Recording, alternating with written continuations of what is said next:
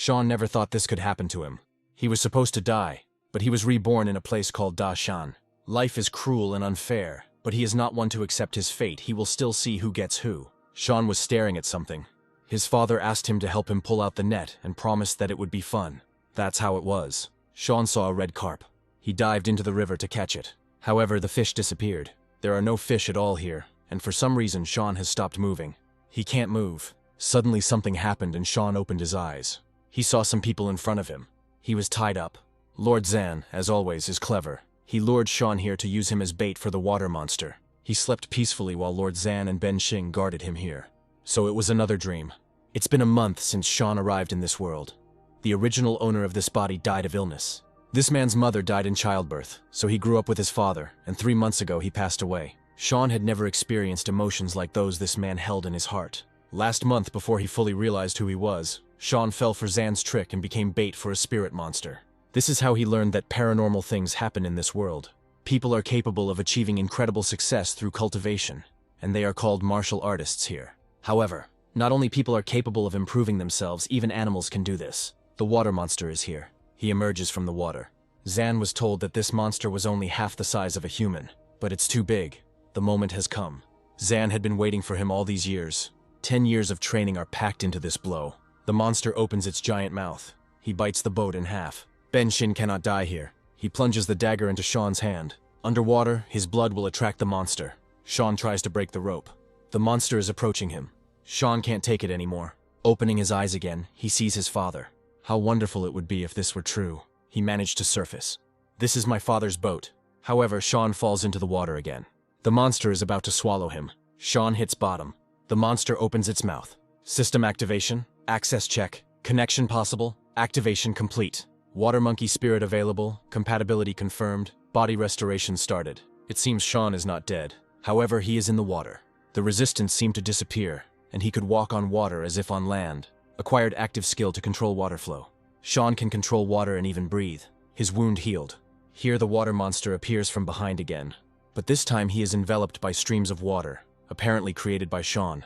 Apparently, it's the same system as in the comics. In water, nothing limits Sean, he can even control it. But this control has limits. Sean won't last long. Maybe we can calm this monster down.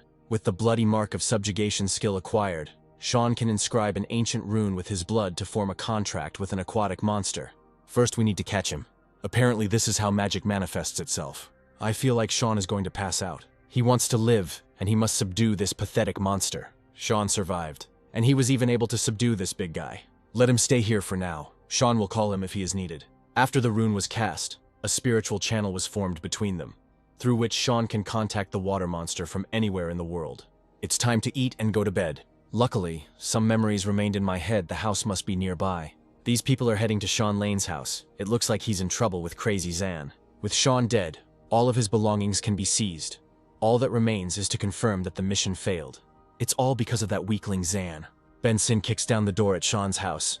Here he discovers that he is alive. Sean woke up. This is Sean Lane, so he's lucky that he didn't die. John Lee orders him to be captured. Sean is confused about what they are doing. Instead of answering, they beat him. Lord Zhao hired a martial artist, Mr. Zan, to deal with the water monster that was plaguing the villagers. And Sean somehow conspired with the monster and killed Zan. They lost a lot of money, and the village is still in danger. They were the ones who kidnapped Sean and used him as bait for the monster. Because of him, Mr. Zan died, and he still dared to come back. He is a monster. That's what Sean was called in his past life, and it was all because he was an outcast. He was bullied because he was an orphan. Let him attack if he is not afraid. Sean was also nicknamed the Monster because he was unstoppable. Showing off his abilities may be risky, but giving up is not his style. He will tear them to pieces, even if it means becoming a real monster. We need to tie him up and take him to the Zhao estate. They're just short of people for something, and an orphan like Sean would be perfect. If he agrees to become Lord Zhao's adopted son, he will be released. Otherwise, his legs will be broken. Adoption again? Those who ended up in the Lord's estate disappeared. A lot of people have been taken there recently. No one dares to offend Sean in front of the headman. He is a legitimate servant of the Shang dynasty. They cannot attack a government official. Lord Zhao has to respect him. They'll give him a heart attack. For now, John won't argue, but the Lord won't let it go. Some conflicts are best avoided. This may happen in the future too. This time, Sean was saved by the headman, but he can't rely on him every time. He must become stronger. The system is his chance. Water essence obtained. After subduing the crocodile, Tahua Sean can contact him via telepathic channel at any time. He is waiting for the crocodile to appear. Splashes rise. But instead of a giant monster, a tiny crocodile jumps out of the water. Subservient aquatic creatures can change size to control the energy they consume. So this is the work of the system. It is incredible. Sean asks to show where the crocodile found the water essence. They dive into the river. It looks like the crocodile led Sean to the grotto. Unbelievable, these are legendary spiritual plants. A plant with water essence has been discovered. The system master can absorb it. In this world there are plants and treasures that are saturated with various energies. They are called spiritual plants. Rumor has it that there is a pond in the backyard of the Zhao estate where unusual water lilies grow. With their help, Lord Zhao subjugates cultivators. I wonder how much water essence can be extracted from these spiritual plants. By the way, the crocodile could help Sean, but he can handle it himself. Sean reaches the shore with a bundle of spirit plants. Water essence is obtained. It can be used to improve fusion with a water spirit or to improve a pet monster. This plant is very tasty. Sean ate too much. First, it's better to upgrade yourself. He feels himself getting stronger. With this power, he could definitely defeat those guys. Now he weighs about 45 kilograms, his body cannot yet accept more energy. We need to think about how to deal with financial problems. Winter is coming soon, and the crocodile will hibernate. So Sean won't be able to rely on him. The crocodile brought him fish. Here's the solution. Sean can make some money by selling fish. For that fish, he received 80 coins. Not much, but at least something. After all, local merchants are not the vending machines from his world. You can negotiate with them. The financial problem is temporarily solved. All that remains is to figure out something about this crazy Zan. Here, Ben Sin notices Sean. It seems like there was a misunderstanding between them a few days ago. Ben would like to apologize. He was lucky to run into Sean. His boat is nearby. They could have lunch together. It will be just the two of them. Ben will see if Sean can escape this time. Since there will be two of them, so be it. Recently, the tests at the estate have not been going very well, and several people have died. There aren't enough medicinal herbs for everyone, and Sean Lane is an orphan, making him the perfect candidate. Ben understood everything. This boy will not run away again.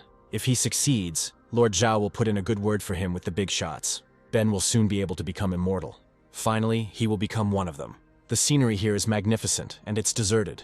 They need to get some food and resolve their differences. Sean asks Ben if he's sure there's no one else here. Of course not, he checked. He doesn't need any extra ears to hear Sean screaming after he drinks that fish soup. Sean awakens his power. He splashes water on Ben. It's as if he falls underwater and drowns. After a while, he opens his eyes. Sean tied him up. Ben sleeps like a baby. It looks like he was paid a lot to drag Sean to the estate. Ben can explain everything. This is the place where the water monster attacked them. Here he appears. He used to be a monster. Now he's Sean's pet. And I think Ben called him a monster too. Sean is a real monster. Ben will tell him everything. Sean asks to explain why they wanted to lure him to the Zhao estate, and why people are disappearing there. They are needed for Mr. Zhao to become immortal. He extracted pearls of immortality from them. The same fate awaited everyone who entered the estate. It seems that Ben himself led innocent people to their deaths. He was forced. Now Lord Zhao's people will come here, and Sean will also become one of those pearls. He will beg for death. Ben didn't want this, but he had already seen Sean's monstrous nature.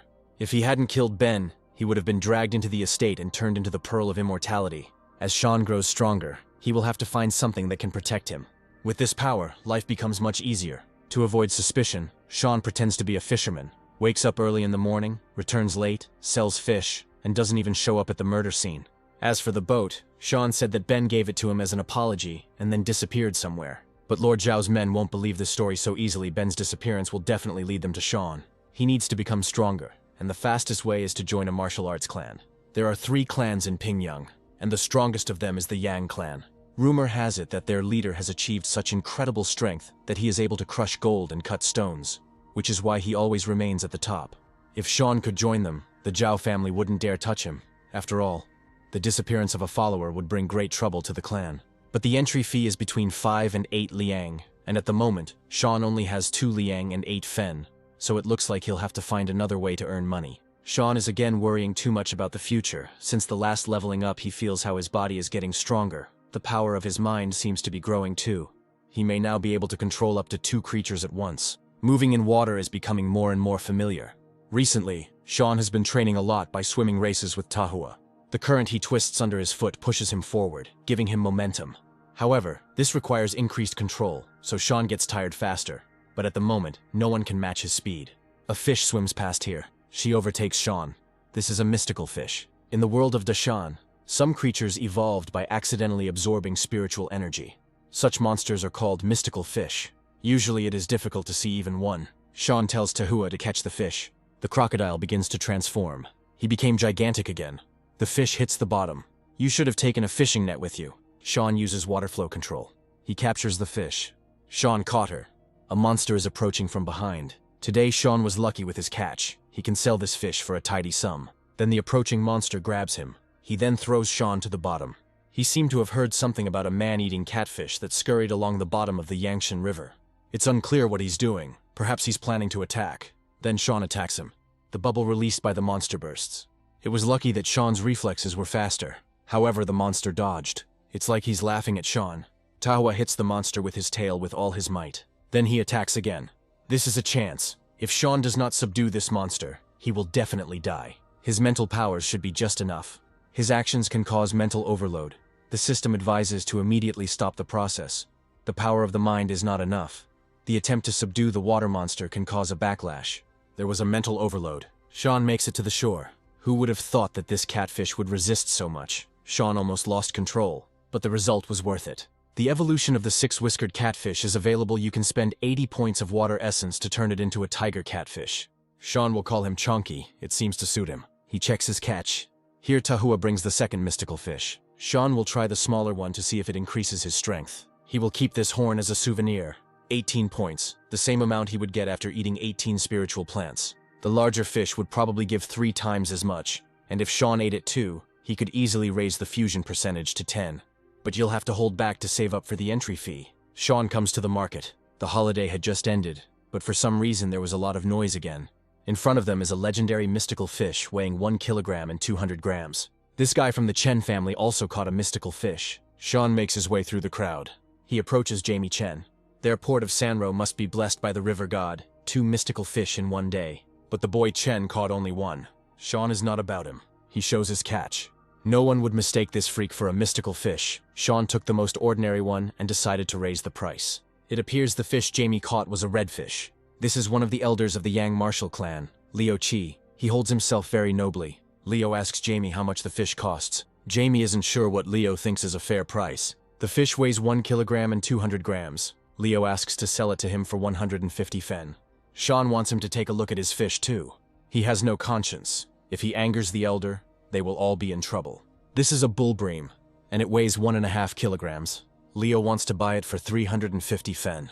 The family of one of those present will not be able to accumulate so much even in several generations. The main thing is to live long enough to have time to spend this money. Sean asks to explain why his fish costs twice as much as a redfish. The horns of the bull bream are used in medicine, and are used to make pills that increase stamina and help with blood stasis. In Leo's case, they were very useful.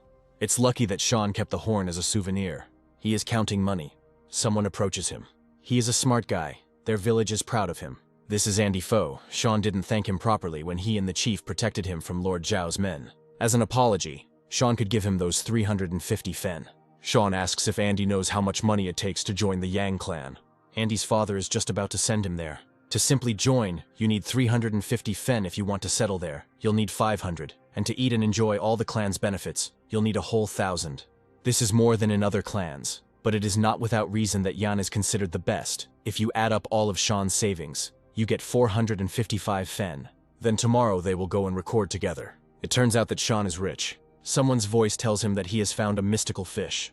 That idiot Ben Sin disappeared into thin air, but they tracked down the last person to see him, a kid named Sean Lane. There's no need to bother Lord Zhao with such trivial matters. John can handle it himself. Sean made fish soup. The aroma is wonderful. Tahua and Chonky are also worth trying. The influx of water essence is incredible, as expected from a mystical fish, and Sean has also become noticeably stronger. I'll have to look for another fish like this. It's time to pump up. 18 points from the bull bream plus another 24. Sean's strength is growing. I'd love to fight someone right now. Flow control skill has improved significantly. Because Sean fed Tahua and Chonky some soup, the points needed to evolve them decreased. Tahua requires 799 points of water essence to evolve into a horned crocodile, while Chonky requires the same amount to evolve into a tiger catfish. I wonder where this thing came from, whether it was created by man or developed on its own. On one panel there is a yin dragon depicted. On the second there is some kind of huge monkey. On the third, there are deities with human heads and snake bodies. and on the last, there is a mysterious emperor in black robes. It doesn't matter. These thoughts won't lead to anything anyway. Sean will go to the Yang clan tomorrow. He needs to become even stronger to deal with this Zhao. The next day, he and Andy set out on their journey. Soon they arrive in Pinyin.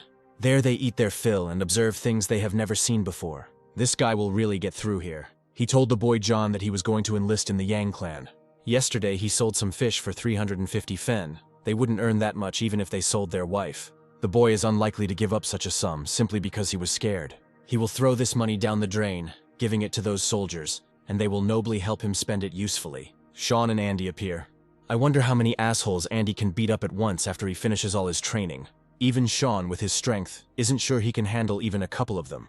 Here one of the guys who was at the market stands in their way. Here they meet again. Let Sean give his money. He has a choice, money or life. He doesn't intend to give them the money. He's asking for it. Sean throws a punch. The second bandit attacks him. Sean attacks him too. He grabs it and throws it at the boss. Then Sean attacks him too. This is speed. Just 9 moves and the fight is over. As expected, Sean's speed increased significantly. Andy asks if he really needs a teacher. It's time for them to go. If they don't hurry, they'll be late. They are met by Songmin. He will take them to a person who will evaluate their abilities and tell them more about the clan. This is Liu Qi, their mentor. He is Master Yang's disciple. This is the man who bought the fish from Sean. Recently, Leo took advantage of the benefits of bull bream for self-improvement, and he bought this fish from Sean. Then he would definitely be suitable for them as a teacher, and they could spend the night here today. Now Leo will see what natural talent Sean and Andy have. This is necessary in order to choose the appropriate cultivation style. In fact, they don't even fully understand what cultivation is. They would like to have at least the basics explained to them. The warrior's path consists of 4 stages: skin, flesh, bones, and blood. At the skin stage, the body becomes stronger than that of an ox, which significantly increases protection. At the flesh stage, physical strength increases by an incredible amount. Lifting someone with one hand will be easy. At the bone stage, nothing will restrict their internal energy, allowing them to split stones with their bare hands. And finally, at the blood stage, their body will reach the pinnacle of human capabilities. All of this can be summed up in one word: cultivation. No matter how much an ordinary person cultivates, the body will always have limits. To overcome them, 2 essential things are needed: techniques and special potions. Techniques refer to cultivation methods. For example, in the Yang clan there are 3 styles. If done correctly, anyone can understand them. Let's imagine that the techniques are a ladder, slippery and dangerous, and to climb it quickly and safely, you will need railings, and these are the potions. For example, that bull bream that Sean sold to Leo, with his abilities, it will not be difficult to get more. There is no need to rush. They are just at the beginning of the journey, so it is important to concentrate on each step. Sean asks them to identify their natural talents. There are 4 guys nearby. Apparently Zhao-san was talking about that guy. That's right, it's him. We need to get them out of the clan's territory, and Zhao will deal with the rest. This Sean Lane is 15 years old. He is the ideal material for extracting the potion. He is the same age as the young master, and at the same time he is an orphan. Yuan was weak from birth, and finding the right age for immortal pearls isn't easy, so Sean Lane is perfect. But it seems he is going to join the Yang clan. It will be difficult for them to make their move. The servant drops a sheet of paper. This is a portrait of Sean. Yuan needs these pearls of immortality. Anyone who stands in his way will die. For some reason, Sean's bone structure is top-notch. Andy's is average. Sean must have paid a bribe. Or maybe he's just talented. It's time for them to go to the parade ground. There they meet Jamie Chen. Andy asks what he is doing here. So he can be here, but Jamie can't. It seems Andy wants to fight. Jamie is 2 years older than Sean, a capable fisherman and a good friend of the previous owner of this body. So he decided to train too. Everyone wants to be strong. Jamie sold fish to save up for the entry fee, and he finally succeeded. Then let him go with them to the parade ground. Liu Qi should have already started the lesson. If they don't hurry, they'll be in trouble. They will join the training. Now you can rest. After lunch, Teacher Lu will continue the training. Andy is exhausted. They smell like fish a kilometer away. Let them get out of here. But if each of them pays 100 fen, they will be allowed to stay. Jamie asks Andy to calm down and not embarrass Leo. Sean doesn't know if he has the strength to deal with these 3. If they were going to fight, Barry was just about to reach the peak of the skin stage. It would be a good idea to try it out. Then Leo calls out to him. If they have nothing to do, let them go and do a plank for half an hour. Fishermen may consider themselves lucky, but this is no place for cowards. Leo calls Barry and his friends again. Curses in the back will not change the situation. This is further proof that you need to get stronger quickly. Sean needs to run home for a while. He asks Andy and Jamie to put in a good word for him with the teacher. It's a strange day today. It was already dark, and Sean still hadn't returned. He must have had his reasons. Andy's a moron. He can't know about it. Still, we need to give him a good beating. Luck smiles on Barry. He stumbled upon two cowards again. This time Leo won't help them. Barry will crush them both. Chonky and Tahua had almost reached the peak of the skin stage. But nevertheless, something frightened them so much that they called Sean.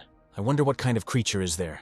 Judging by these tracks, it's some kind of giant. Since the last upgrade, the fusion percentage has increased to 11.5, and now Sean can control up to 35 liters of water. In addition, the sensitivity radius has increased to 6 meters, so it has a better sense of the water space. This is a giant crab. It is too huge. Perhaps he also has intelligence. Leo said that any animal that has passed the skin stage becomes mystical, and judging by his size, this is true. Although it is unlikely that he is too strong, otherwise Tahua and Chonky would not have been able to escape. Sean isn't sure he can handle it. He doesn't even have a plan.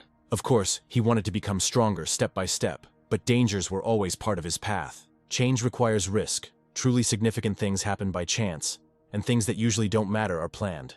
Sean is not ready to accept his fate. If life gives him a chance, he will grab it. Ben Shin tried to take away his chance, and now he's dead. The crab wants to take his lotus pond. They will see who is stronger. Let him attack. Andy and Jamie have a lot of guts, but their friend has disappeared somewhere. Jamie grabs a rock and hits Barry with it. He hits him back. They are digging their own grave. Barry tells his friends to watch the gate while he has some fun with the boys. Andy wants to pounce on him. Barry grabs his arm and twists it, and Andy loves to wag his tongue. And Jamie's cheeky eyes are really annoying. Barry will poke them out and see how he trains after that. He sticks his finger into Jamie's eye. Meanwhile, Sean is fighting with the crab. His shell seems to be completely impenetrable. Sean tells Tahua to bite the crab. The crocodile bites him. Sean uses water flow control. His psyche becomes overloaded and he begins to lose control. Chonky attacks the crab. He's attacking Sean's spiritual plants. He doesn't dare touch them. Now it's definitely the end for him. He must have a weak spot. Tahua and Chonky attack the crab together. No matter what damage he is threatened with, he always protects his lower part, which means his belly is his weak spot. Sean had been calculating this move for a long time. He needed to squeeze the maximum amount of water pressure on the spear handle. With his current amount of psychic energy, he would only be able to impart 2 twisting turns, but this would be enough to accelerate the spear 3 times. Psychic energy is at a critically low level. Sean is at risk of losing control over the pets. He must immediately stop the action he has started. He will not give up. The lotus pond belongs to him. Sean lost consciousness. He woke up on the shore.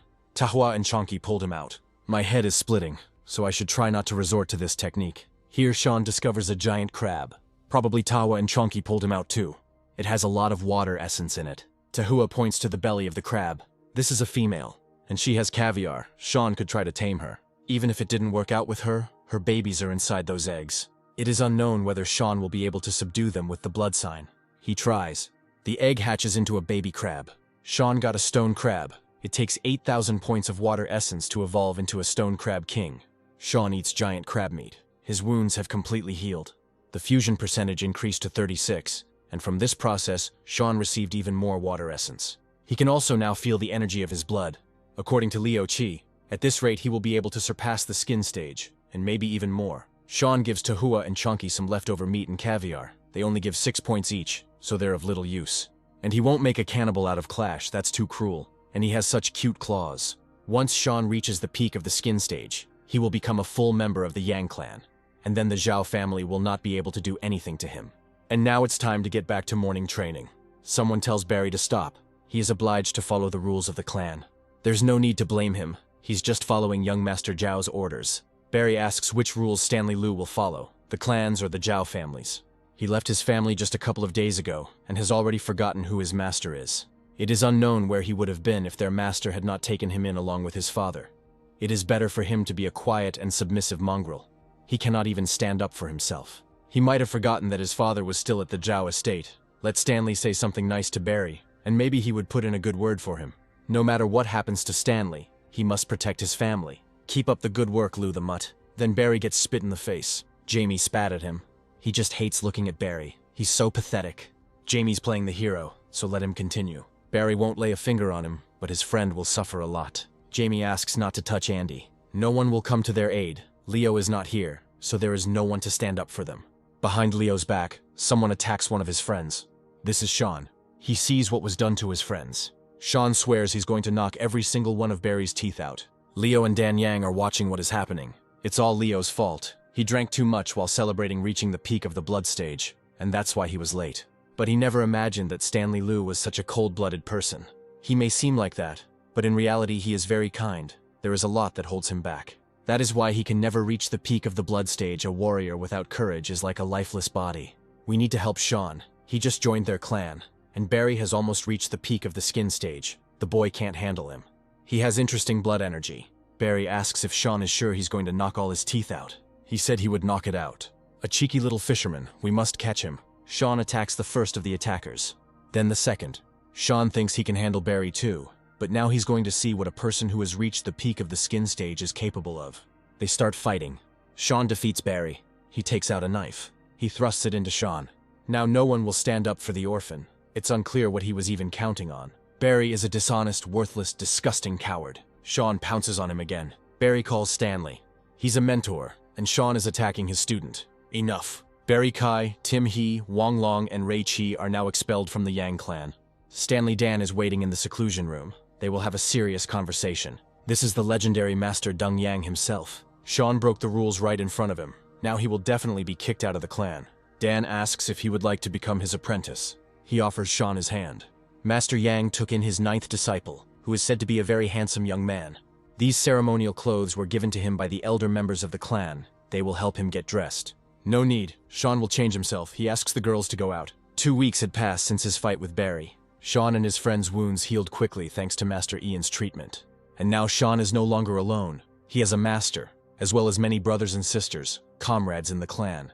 It's time to take revenge on Zhao. That day, Sean's life truly hung in the balance. No one could have imagined that a guy who had just joined the clan would be able to defeat a person who had almost reached the peak of the skin stage.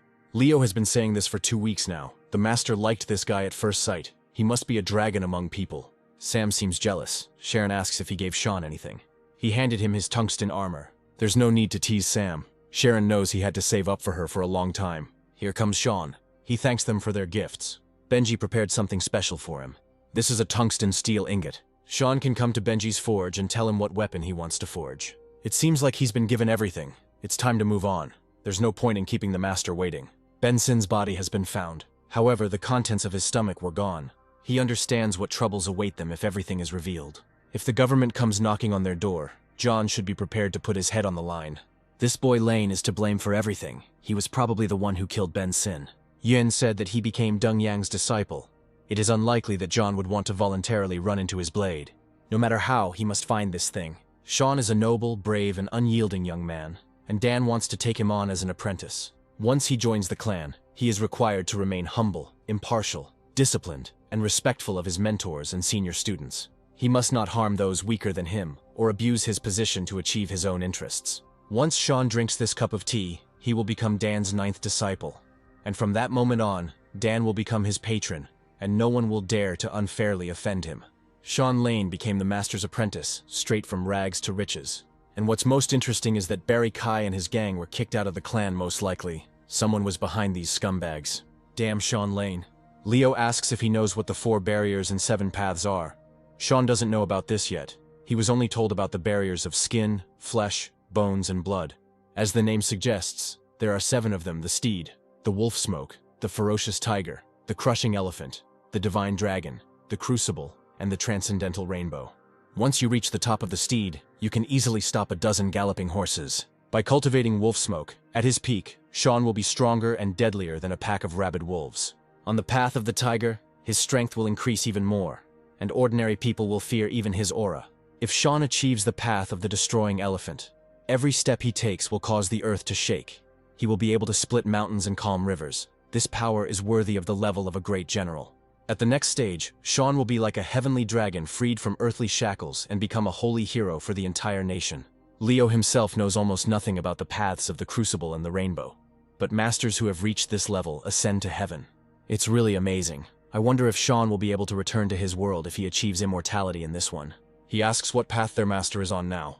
There are 3 clans in this area. The other 2 are here only because they cannot afford a better place. But the master chose Pingyang because it is his homeland.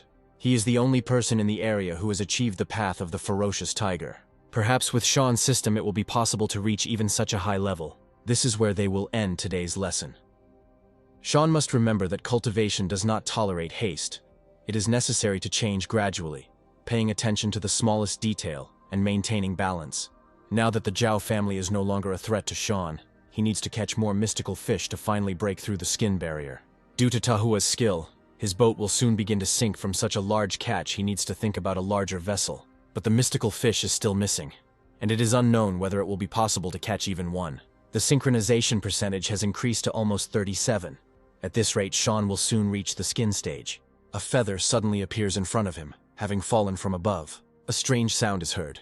It sounds like a chirp. The toad grabbed the giant bird. A wave is approaching Sean's boat. He's losing his fish. The wave carries the boat away. The cry of a giant bird has a special power. This is a psychic attack. Sean dives into the water.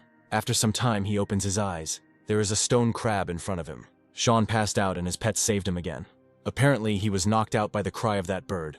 It is indeed a monstrous creature, but the creature that was able to capture it must be even more terrifying. Sean just wasted his time, and now he has no fish or boat, so breaking through the skin barrier will have to be postponed. Tahua approaches Sean. He caught a red-blooded base, so all is not lost. Blood energy is a reflection of a warrior's physical strength, but he cannot be powerful just because his energy is strong, rather. By developing his body, he cultivates internal energy. Therefore, it is not a source, but a result. But this result can strengthen the source, forming a beneficial endless cycle.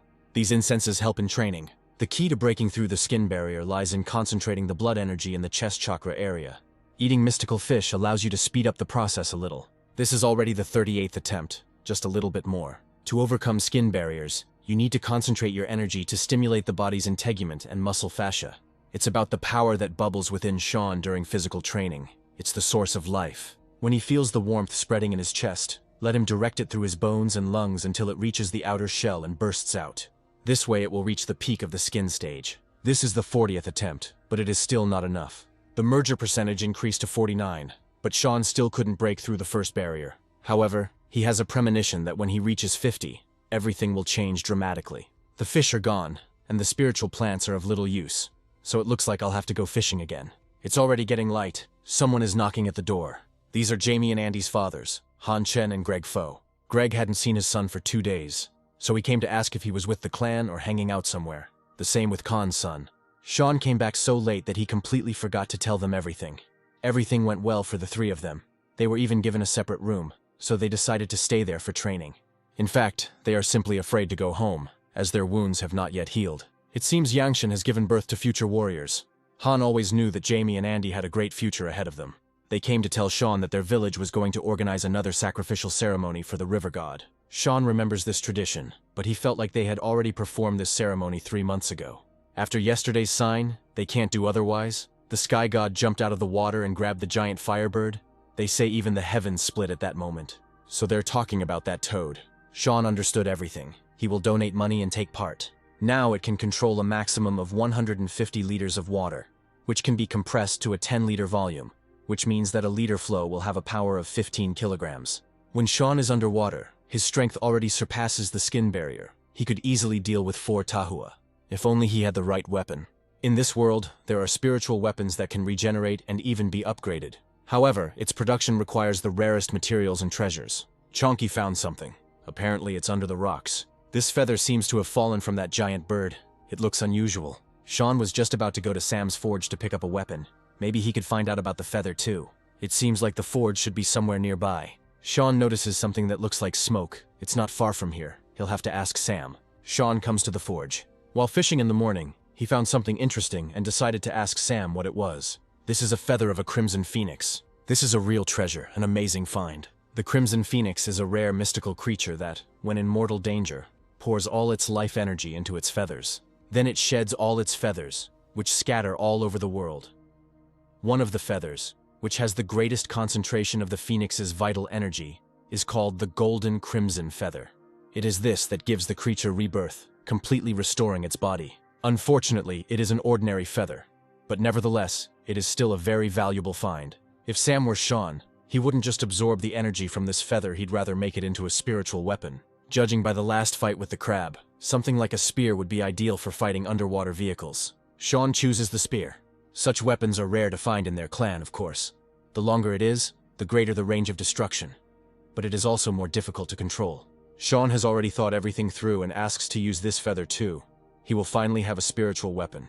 Sam will let him know when it's ready. Sean asks if he knows what that plume of smoke is. There was a fire in the Manhwa temple this morning, and something that shouldn't have been there appeared in the flames. There were mountain demons. A woman was running through the forest. She called for help.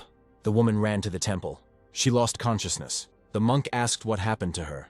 She is in the Manhwa temple. 3 months ago, she decided to come to Pinyan to visit relatives. However, on the way she was attacked by some bandits. They blindfolded her and took her to a very scary place. It was a real hell. People were tortured there until only a weak ghost remained of them. Those who did this with them called them material for some kind of pearls. They ripped people's bellies open. Pearls of immortality are extracted from them. First, these people are fed a brew made from the flesh of a mountain monster, and their bellies begin to swell, carrying lumps of flesh. After 3 months, these lumps become uterine pearls, from which real pearls of immortality can emerge. If you don't remove them in time, they will hatch. And it's better not to know who will hatch. The monk told his disciple to bring their guest some food. The student decided that she was sleeping. It was clear that she was lying on the bed. The student stepped into a pool of blood. A bloody figure appeared in front of him. The student thought it was a guest, but there was still someone lying on the bed. It was a woman, and she was dead. Blood dripped onto the student's head. There was a mountain demon sitting on the ceiling. Stanley Liu is thanked for going with the investigators. Otherwise, they would have had to disturb the Grand Master. No need to thank anyone. This is the direct responsibility of any cultivator. Stanley was told that he had to deal with the Manhwa temple, cover for Lord Zhao, and get that thing back. He will understand everything himself when he sees it. They came. This is the Manhwa temple. When they enter, they discover corpses. The student must save the teacher. First, you need to try to look around.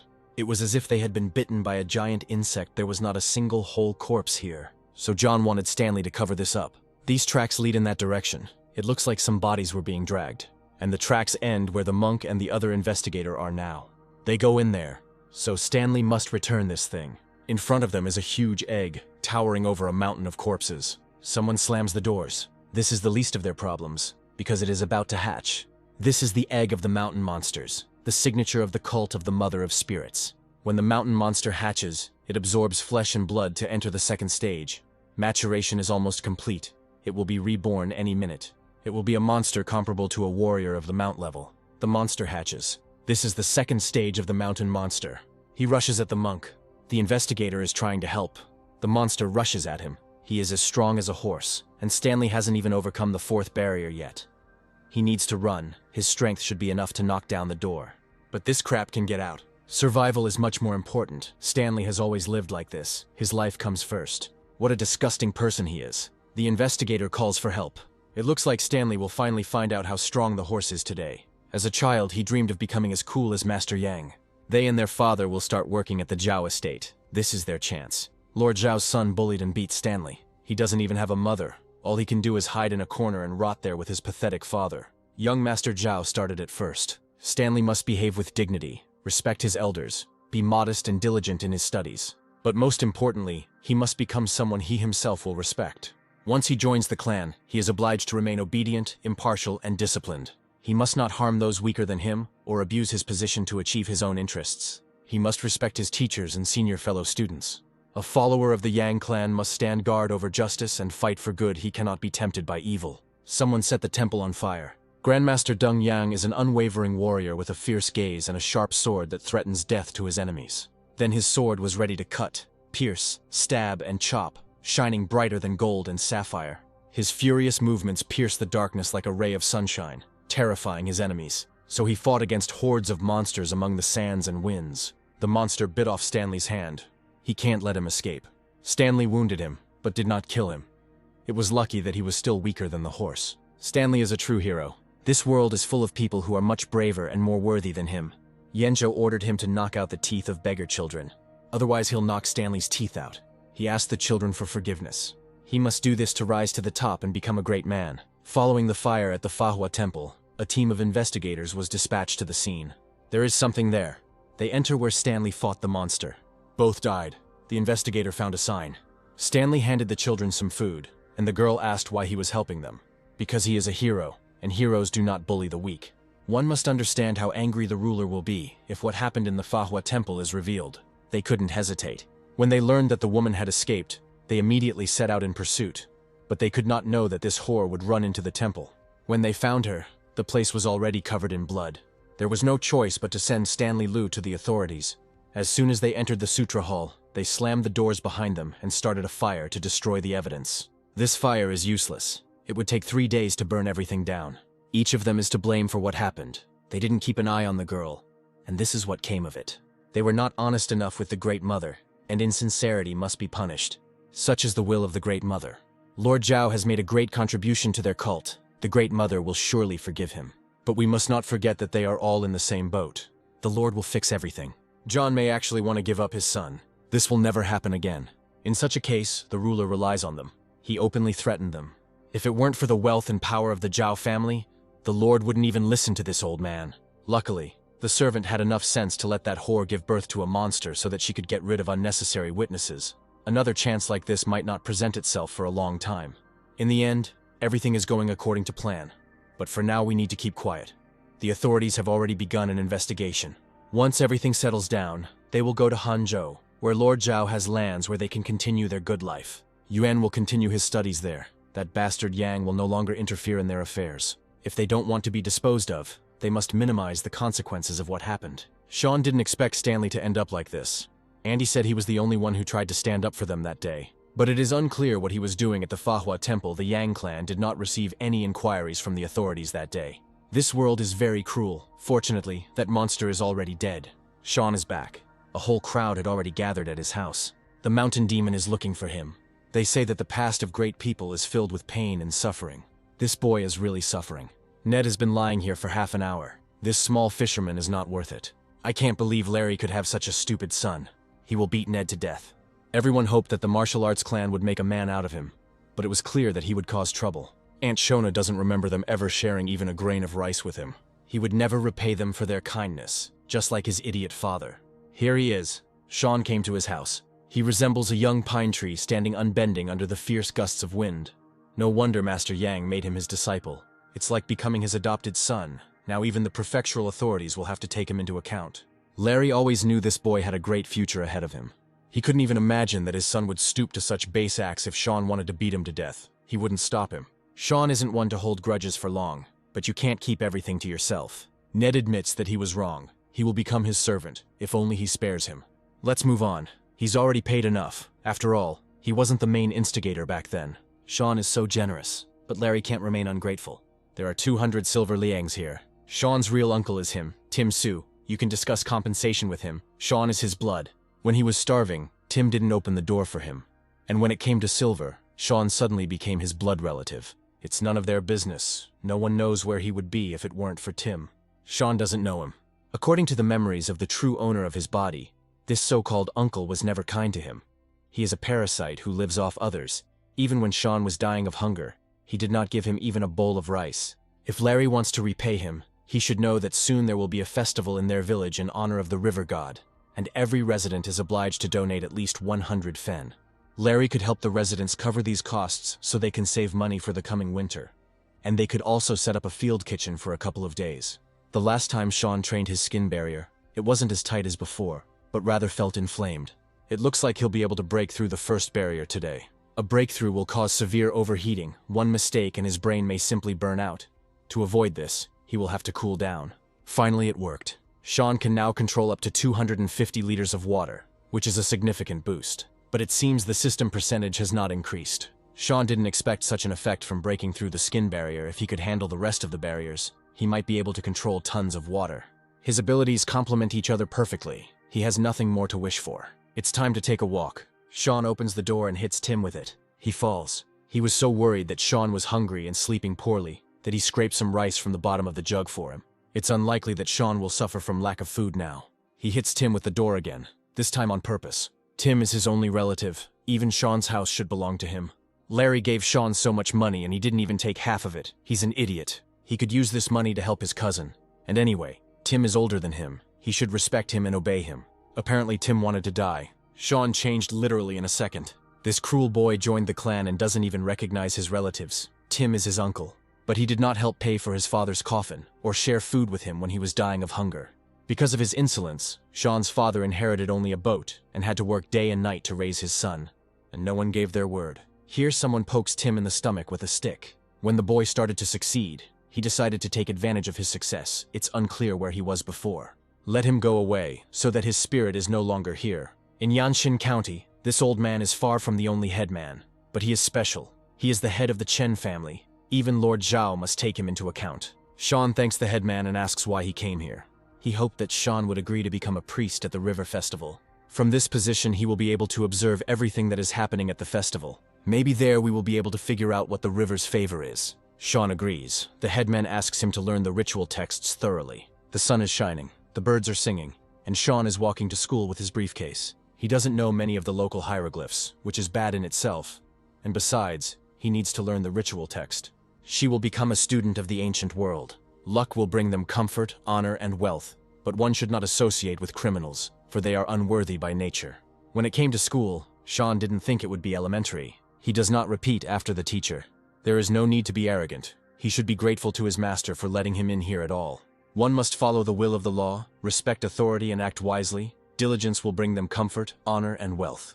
One should not associate with criminals, for they are unworthy by nature. Learning is difficult, but they must be diligent in order to understand the world. After all, in his past life, Sean studied at a prestigious university. He feels that this method of memorizing hieroglyphs is ineffective. This method has been passed down through many generations. Don't think that the teacher looks down on Sean, but some ignoramus can't offer anything useful. The semantic method has some merit, but it is very complex and still requires memorizing the spelling of each individual character. But Sean suggests a way where the hieroglyph is divided into symbols that represent specific sounds. He calls it the pinyin system. This sounds simpler than the semantic method. Terry C. asks to tell us more about this. This is Mr. Shi. He arrived from the capital. May the wise men of the past forgive the teacher. He does not want this heresy to touch his ears. In Dashan, it is customary to reward scientists if a person invents something useful. He can receive money, tax exemption, or even a noble title. People will soon begin to notice Sean's uniqueness, and he needs to take control of his reputation to avoid suspicion. He's definitely talented. Maybe he wants to study under Terry. Education should not know status. He learned this from his teacher. But this is outrageous. The teacher has nothing to worry about what Sean can't ask. He will ask himself. What he can't resist, Terry will take on. Sean knows it's Tahua's fault. This place is much bigger than it seemed. Looks like there's even more space at the top. This vine has a soft texture. Sean tries to eat it, but he can't even bite through it. There is air here. It looks like the vine is coming from here. Sean dodges some kind of creature. Too slow, he had already noticed it a long time ago. It looks like a centipede. She wants to jump on Sean again, but Clash stops her. Sean didn't even notice how much he grew up.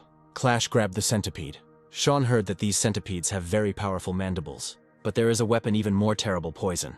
If Sean can subdue this centipede, he'll have a great hidden weapon, and it should have just the right amount of psychic energy. His body became stronger after breaking through the skin barrier. I'll have to order a dagger from Benji. There is barely enough blood. Sean moves his finger towards the centipede. The recoil is unexpectedly strong. He subdued the celestial centipede. She mutated by absorbing spiritual mushrooms and the blood of a warrior. Sean will name her Afe. It takes 10,000 points of water essence to evolve into a winged celestial centipede. I wonder where she got all those mushrooms. Afe leads Sean into the grotto. There he discovers a skeleton. He is a former general of the navy of the Great Qing dynasty. After the defeat, being mortally wounded, he sank and decided to meet his death here, not daring to appear before his majesty. Great Sun, water, defeat, death. Sean doesn't understand the rest. Perhaps there is an ancient battlefield buried somewhere nearby, and there might still be something valuable there. Apparently there are spiritual mushrooms in this chest. Most likely the other one was eaten by Afe. Sean will bury the master under the lotus field. Now it's time to pump up. This should be enough to get past 50% of the merger. Tahua Sean will give 1/6. Chonky and Clash will get 1/12 each, and Afe has already eaten one mushroom. That's enough for her. Sean ate the rest. So soft and tender, like tofu. Sean received 216 points of water essence.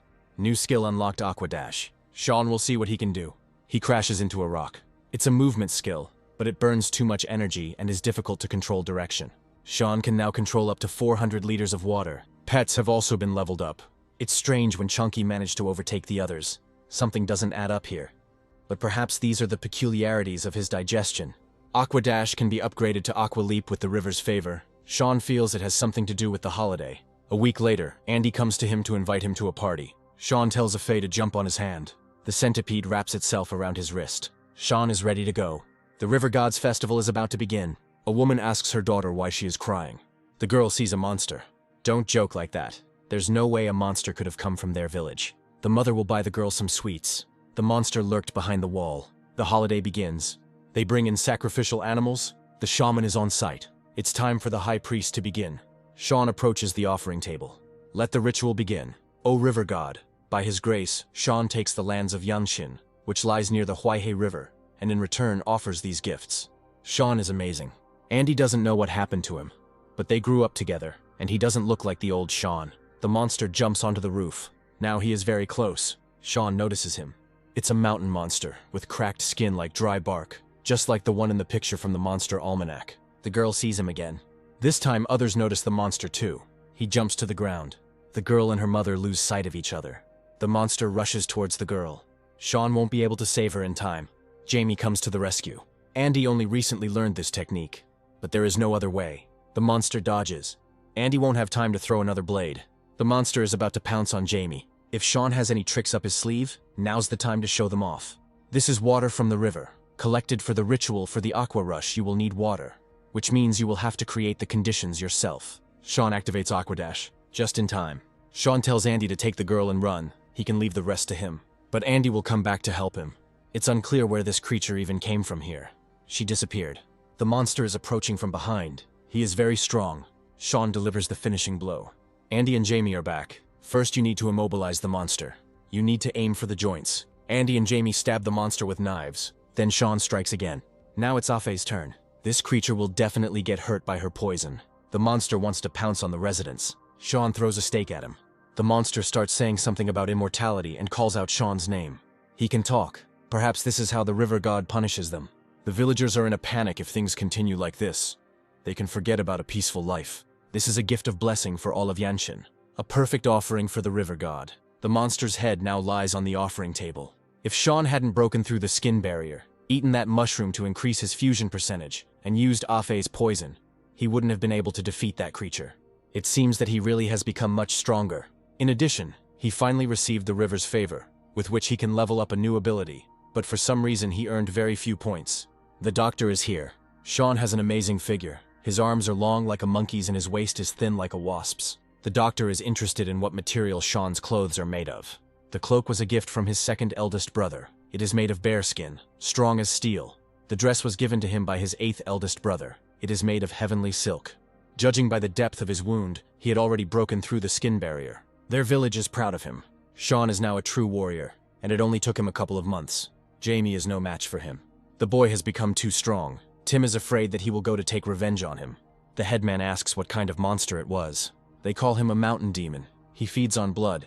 Apparently he was attracted here by the crowd of people. Sean doesn't know if there are any of his kind roaming around Yanshin, but this wasn't the first. This head looks familiar. She looks like Ben Sin. If you look closely, it really is him. Alchemy, Zhao Manor, Mountain Demons, Stanley Lu, Ben Xing, Fahua Temple. Sean should have guessed sooner. They were raising mountain demons. This is a serious matter. He must report what happened to his teacher. People are right. This monster really was once Ben Sin. They will answer for everything. Sean has important business with his teacher. He is confident that the Fahua Temple incident is related to the Zhao estate. And Sean is smart. No wonder Dan Yang chose him as his student. The lady seemed to already know about this. She understands that Sean is on edge, but she must not forget who his teacher is. He is none other than Deng Yang, the only tiger warrior of Pinyin. The members of the Demon Mother sect climb the stairs. One of them notices something. They were attacked. A giant blade emerged from the clouds. Dan Yang is here. 2 days had already passed. The lady told Sean to stay in the clan so as not to spoil the teacher's plans. She even gave him 2,000 fen for daily expenses. And thanks to the flesh-restoring pill, his wounds had almost healed. The teacher believes that the Demon Mother cult is planning a large-scale attack on the cultivators to obtain potions. So the mistress is keeping Sean here for safety reasons. Suddenly an orange flies at him. He manages to knock it away. The orange hits the wall. Good vigilance. Leo was told that Sean was in the clan, so he thought that this was the place he would be. Sean knows how to use a spear, so Leo suggests a short sparring match. Sean won't hold back. Leo tosses an orange. He throws it at Sean. That one opened. Sean drops his spear. This is a good move. It looks like Sean has already broken through the skin barrier. Judging by his rapid progress, he definitely has the pattern of fate. That day is just around the corner. The teacher will explain everything to him when the time comes. They train again and again. What Sean says about the Zhao estate matches up with what Leo has been investigating lately. But it's all a bit too simple. It's as if someone had left a mark on purpose. Maybe Leo is making it up. If Sean has broken through the skin barrier, this book is for him. It's called The Power of Bowing Technique. Perfect for a warrior who has just broken through the skin barrier. Martial techniques are divided into two classes, the movement class and the strength class. Strength techniques are needed to deepen control over QI energy and blood. Let Sean read this and use it in his next sparring session. Leo never said why he was looking for him. Benji sent him, the weapons are ready. The mountain demon is chained. The sectarians are leading a group of people past. This girl is the same age as Wang Ling's daughter. Lord Wu awaits. All the ingredients are ready. In 3 days they will be able to feed him. They must take good care of him. This is very important. Those who have a hot temper have explosive weapons. Those who are more docile have soft ones. The first stage is softening the tungsten steel, purifying the essence, and strengthening its durability. The second stage is to reveal the energy of the crimson feather and allow the steel to absorb it. It is a volatile darkness, balancing between illusion and reality. It feeds on blood. And it is from this that Benji will mold the shape of Sean's spear.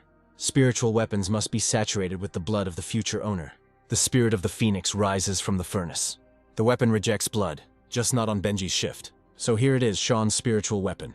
It's heavy, about 45 kilograms. Sean is connected to him as if they share the same breath. There are stuffed animals in the yard. He can try out the spear. Sean is quick to take advantage of the offer. Great, but he still hasn't given it a name. He will call it Wave Conqueror. Looks like Sean's weapon is ready. Let Sam tell you himself what brought them here. The teacher sent him on reconnaissance, but he was doing something completely different.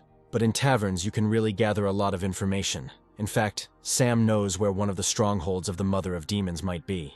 At that moment, Sam was enjoying the flowers. The sectarians passed by. I wonder what they're thinking about as they walk around in black robes in broad daylight. Sam simply followed them and found their shelter near the Fahua temple. So, we can follow the teacher's plan. Given the situation, a direct attack seems appropriate. They will take care of it tomorrow, and this time Sean will go with them. His hands were already stained with blood. He couldn't avoid it forever, especially with so many enemies around. You don't have to listen to this nonsense. Sean agrees to go with them. This mountain demon is well fed and stronger than ever. He tried so hard. If he had not turned into a monster, John, his father, would not have achieved immortality. Among their ingredients today were treasures. He needs very little, but if the plans are disrupted because of him, he's dead. Apparently, this is the place Sam was talking about. It was lucky that the teacher left them Black Fang. Without him, they would not have found the marks. Black Fang begins to bark. Benji calms him down. Sean asks where Sam went. He shoots a bow. The arrow hits the lustful cultist just in time. This is Sam's signal. It's time to go on the offensive. So this is the strength of a horse. This is no time to sit back. It's their turn now. Benji attacks the cultists. Arrows pierce them. Sam let them out. Sean won't be able to use the spear in close combat, so we need to surround him. However, Sean manages to attack the cultists. He tells Benji to take Black Fang, find the prisoners, and take them away from here. We need to run. They've already broken through. That demon slaughtered the entire temple. It's Lan's fault. All because he missed that girl. There were children the same age as his daughter. He can't take it anymore. They are all guilty. The sinner will not escape punishment. Lan attacks one of the cultists. John Lee orders them to release all the mountain demons they have. This is the perfect opportunity. If he can get through the secret passage, he can change the course of the game. For such bastards, death is too light a punishment. Sean is probably coming down the mountain with the captives. They're done. He should be back soon too. But Benji is bothered by the smell of blood. It is too intense. There may be more prisoners somewhere. Sean finds a hidden passage. Judging by Black Fang's reaction, there's something there. Sean opens the doors. When he enters the cave, they slam shut. Demonic Hunt activated. It must be completed to receive the blessing of the River Guardian. Each new stage of cultivation will yield twice as many fruits. Mountain demons appear. There are a lot of them. Looks like Sean won't leave here until he kills them all. Then he won't waste time. It's good that he has become much stronger in recent days, but it is unknown how long he can hold out. He can't fight half-heartedly. Sean rushes into battle. He killed 6 demons. Time to start the second round. The demons are advancing. This time Sean killed 31. Looks like they're all gone. Someone appears behind Sean. It really is him. Who would have thought that a fish-smelling orphan could go so far? Sean is just in time. John has prepared a gift for him. It is Stanley's father, Lou. Sean has come to save him. Sean's brothers are nearby, so today will definitely be the end for John. Rocks fly behind Sean. In front of him is a giant mountain demon. Now John will see who will finish off whom. They do have reason to worry. The demons they have encountered so far were no stronger than the skin barrier. So it's not them that Benji fears. Sean could be facing something even worse, a demon with the power of a steed. This is the most dangerous situation he has ever been in since his rebirth. This monster has thick, bloated arms and an absurdly huge body. There's no need to even think about it, this creature is close in strength to a horse. But Sean can't just give up. He's been through too much fighting for this life. He can't give up now. Danger is just one facet of life. Even if his miserable childhood didn't break him, he can't be afraid of something like this. Sean dodges the giant's blows. It's hard to believe that this boy only spent 6 months in the clan. John's son must kill him for his father's sake. The monster strikes. Keep it up. The difference in strength is too great. It is possible to merge with a portion of the Riverkeeper's imperial grace, achieving the first stage of ascension, doubling combat stats and increasing damage against aquatic creatures by 10%. It seems Sean was lucky, but luck is part of strength. He chooses fusion. He finds himself in some other place. The dragon asks if the Riverkeeper is sure that he will not regret it. It is unclear who he is talking to. Who is the keeper of the river? Violating the laws of the universe is a direct path to death. Somehow Sean ended up in the body of the Riverkeeper. This technique is called Dragon Break. It's unclear what a weakling like Sean was even counting on. John did all this just for the sake of survival. People are born with luck or a silver spoon in their mouth, but he only had a son. He had to claw his way to the top. He had gone through a lot to become that idiot Zhao's chief servant, and Sean would never understand his suffering. John tells his son to finish him off. Sean opens his eyes. There is an explosion. Sean is ready to fight. One day he asked Dung Yan if he knew anything about the furnace and rainbow paths, and how powerful they were. Dan said that no one alive today has ever seen them, so no one knows. But the people call them divine paths. Sean activates Dragon Rupture. He decided to scare them with tricks. They had to kill him. The monster rushes to attack. Something is happening to his hand. It tears her away. The monster rushes towards John and evaporates. Now he has nothing left. Sean falls. It's his fault. John will finish him off. Here, the explosion causes stones to fly apart again. Leo, Sam, and Benji found a hidden room. Looks like there was a serious fight here. John is wondering how he can escape now. First, we need to get Sean out, and then we need to inspect this place. John wanted to get out of the cave, but someone calls out to him. This is Lan. He asks where his daughter and wife are. Actually, John is the main servant, and Lan yells at him. Lan pounces on John and again demands to know where his family is. In this chaos, it's impossible to figure out who went where. Maybe they were eaten by mountain demons. Lan slits John's throat. Let him go to hell to pay for his sins. We mustn't give up. Our daughter and wife Lana may still be alive. Sean is in a lot of pain. His body feels like it's being torn apart. He wakes up. This is a room in the teacher's estate, but Sean just fought a mountain demon. It seems the fight ended when he was unconscious, and his older brothers saved him. Partial fusion with the Riverkeeper's imperial grace is complete. Sean has reached the first stage of ascension. His combat stats have doubled, and his damage against aquatic creatures has increased by 10%. Sean gained a better understanding of how his body works. He feels the boiling point. It pulsates within him. 3 inches thick and 2 feet long, it can begin to refine the flesh. He has only been cultivating for 2 months, but has already reached the beginning of the second barrier, all thanks to the system. Leo didn't expect to see him so alert right after waking up. They came to ask him about what happened in the secret room. Apparently they don't know about that monster. They shouldn't talk about it. Otherwise, questions about its strength might arise. Sean says that he passed out after defeating the last mountain demon sent by John Lee. They found him dead too. This means that someone was hiding there and watching them. But if it wasn't a friend of the Zhao people, he should have helped Sean. Leo will report everything to the teacher. Sean needs to get a good night's sleep. Sam heard that his house had just been finished being rebuilt. After some time, Sean returns home. This is not a house, but an entire estate. And indeed, it doesn't look like a home for one person. Kim Rice invites Sean to take a look at the house. There's no need to call him Mr. Lane. Kim is much older than him. Sean saved them. This is the least they can do to thank him. They even raised some money for him. It's not worth it. It's better to spend them on 2 meals a day for the workers. They can divide the leftovers among themselves after construction in their time. Rice is sometimes more expensive than meat. Mr. Lane is so magnanimous, so noble and generous. Thanks to Sean, the clan sent 3 guards to them. Only their faces are a little scary, but for warriors this is normal. If Sean's father saw this, he would be proud of him. His life will not be in vain. The last time the boat crashed, if he wants to continue fishing, he will have to buy a new one. He had been waiting for this moment since the system had awakened. He thought it was just a naive dream, but in that dream he saw how the Riverkeeper really walked on water. The wave submits to him, it's amazing. The main hideout of the Demon Mother sect was captured, and Lord Zhao's best servant was killed. More than 100 of their demons were destroyed. The Lord can only whine.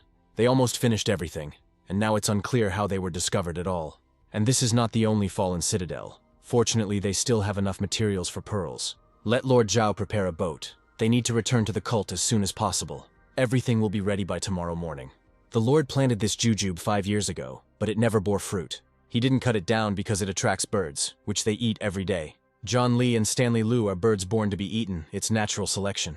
All trees will eventually rot. The cult of the Mother of Demons is a rotten tree that is about to fall. Lord Zhao asks Yuan to make sure that this ends up in the hands of the boy, Sean Lane, by tomorrow morning. Today they will leave for Hangzhou. Sean is so courageous. They say he killed about a dozen mountain demons single-handedly. Some heard there were 100. The rumors are getting crazier. It looks like this is Sam's doing. Sean meets his clan brothers. Leo reports that he was sent something from the Zhao estate. These are letters and land documents. These papers are worth about 2,300 lien of silver. Let Sean accept this as an apology. The rest are gifts for everyone who wants it. It seems that Lord Zhao is not an ordinary person at all. Everything is marked here. The escape routes of the Demon Mother cult. The time and method of contacting them. Perhaps that citadel was given away deliberately. Benji will report this to the teacher and find out what they should do next. But it is unlikely that they will let them escape. A month ago, Old Man Su was carrying lunch to his wife. He's such a good person, not like Tim. He must hurry, otherwise his wife and daughter will go hungry. He's almost here. Then someone attacked him with a dagger. Blood splatters. It's time to bring lunch. Old Man Su walked on. A month has passed. Today is that very day. When the time comes, he will have to deal with them. But he won't be able to decide on this. The one whose voice sounds in Old Man Su's head can help him. The old man asks to leave him alone. He won't be able to get rid of it, because they are one. Sean and Sam come to the river. They need to cross the river. We can't show it yet. They must be somewhere nearby. But you have to be on your guard. Apparently, these are the carrier's wife and daughter, that's right. He speaks like this while being in someone else's shoes. It's disgusting.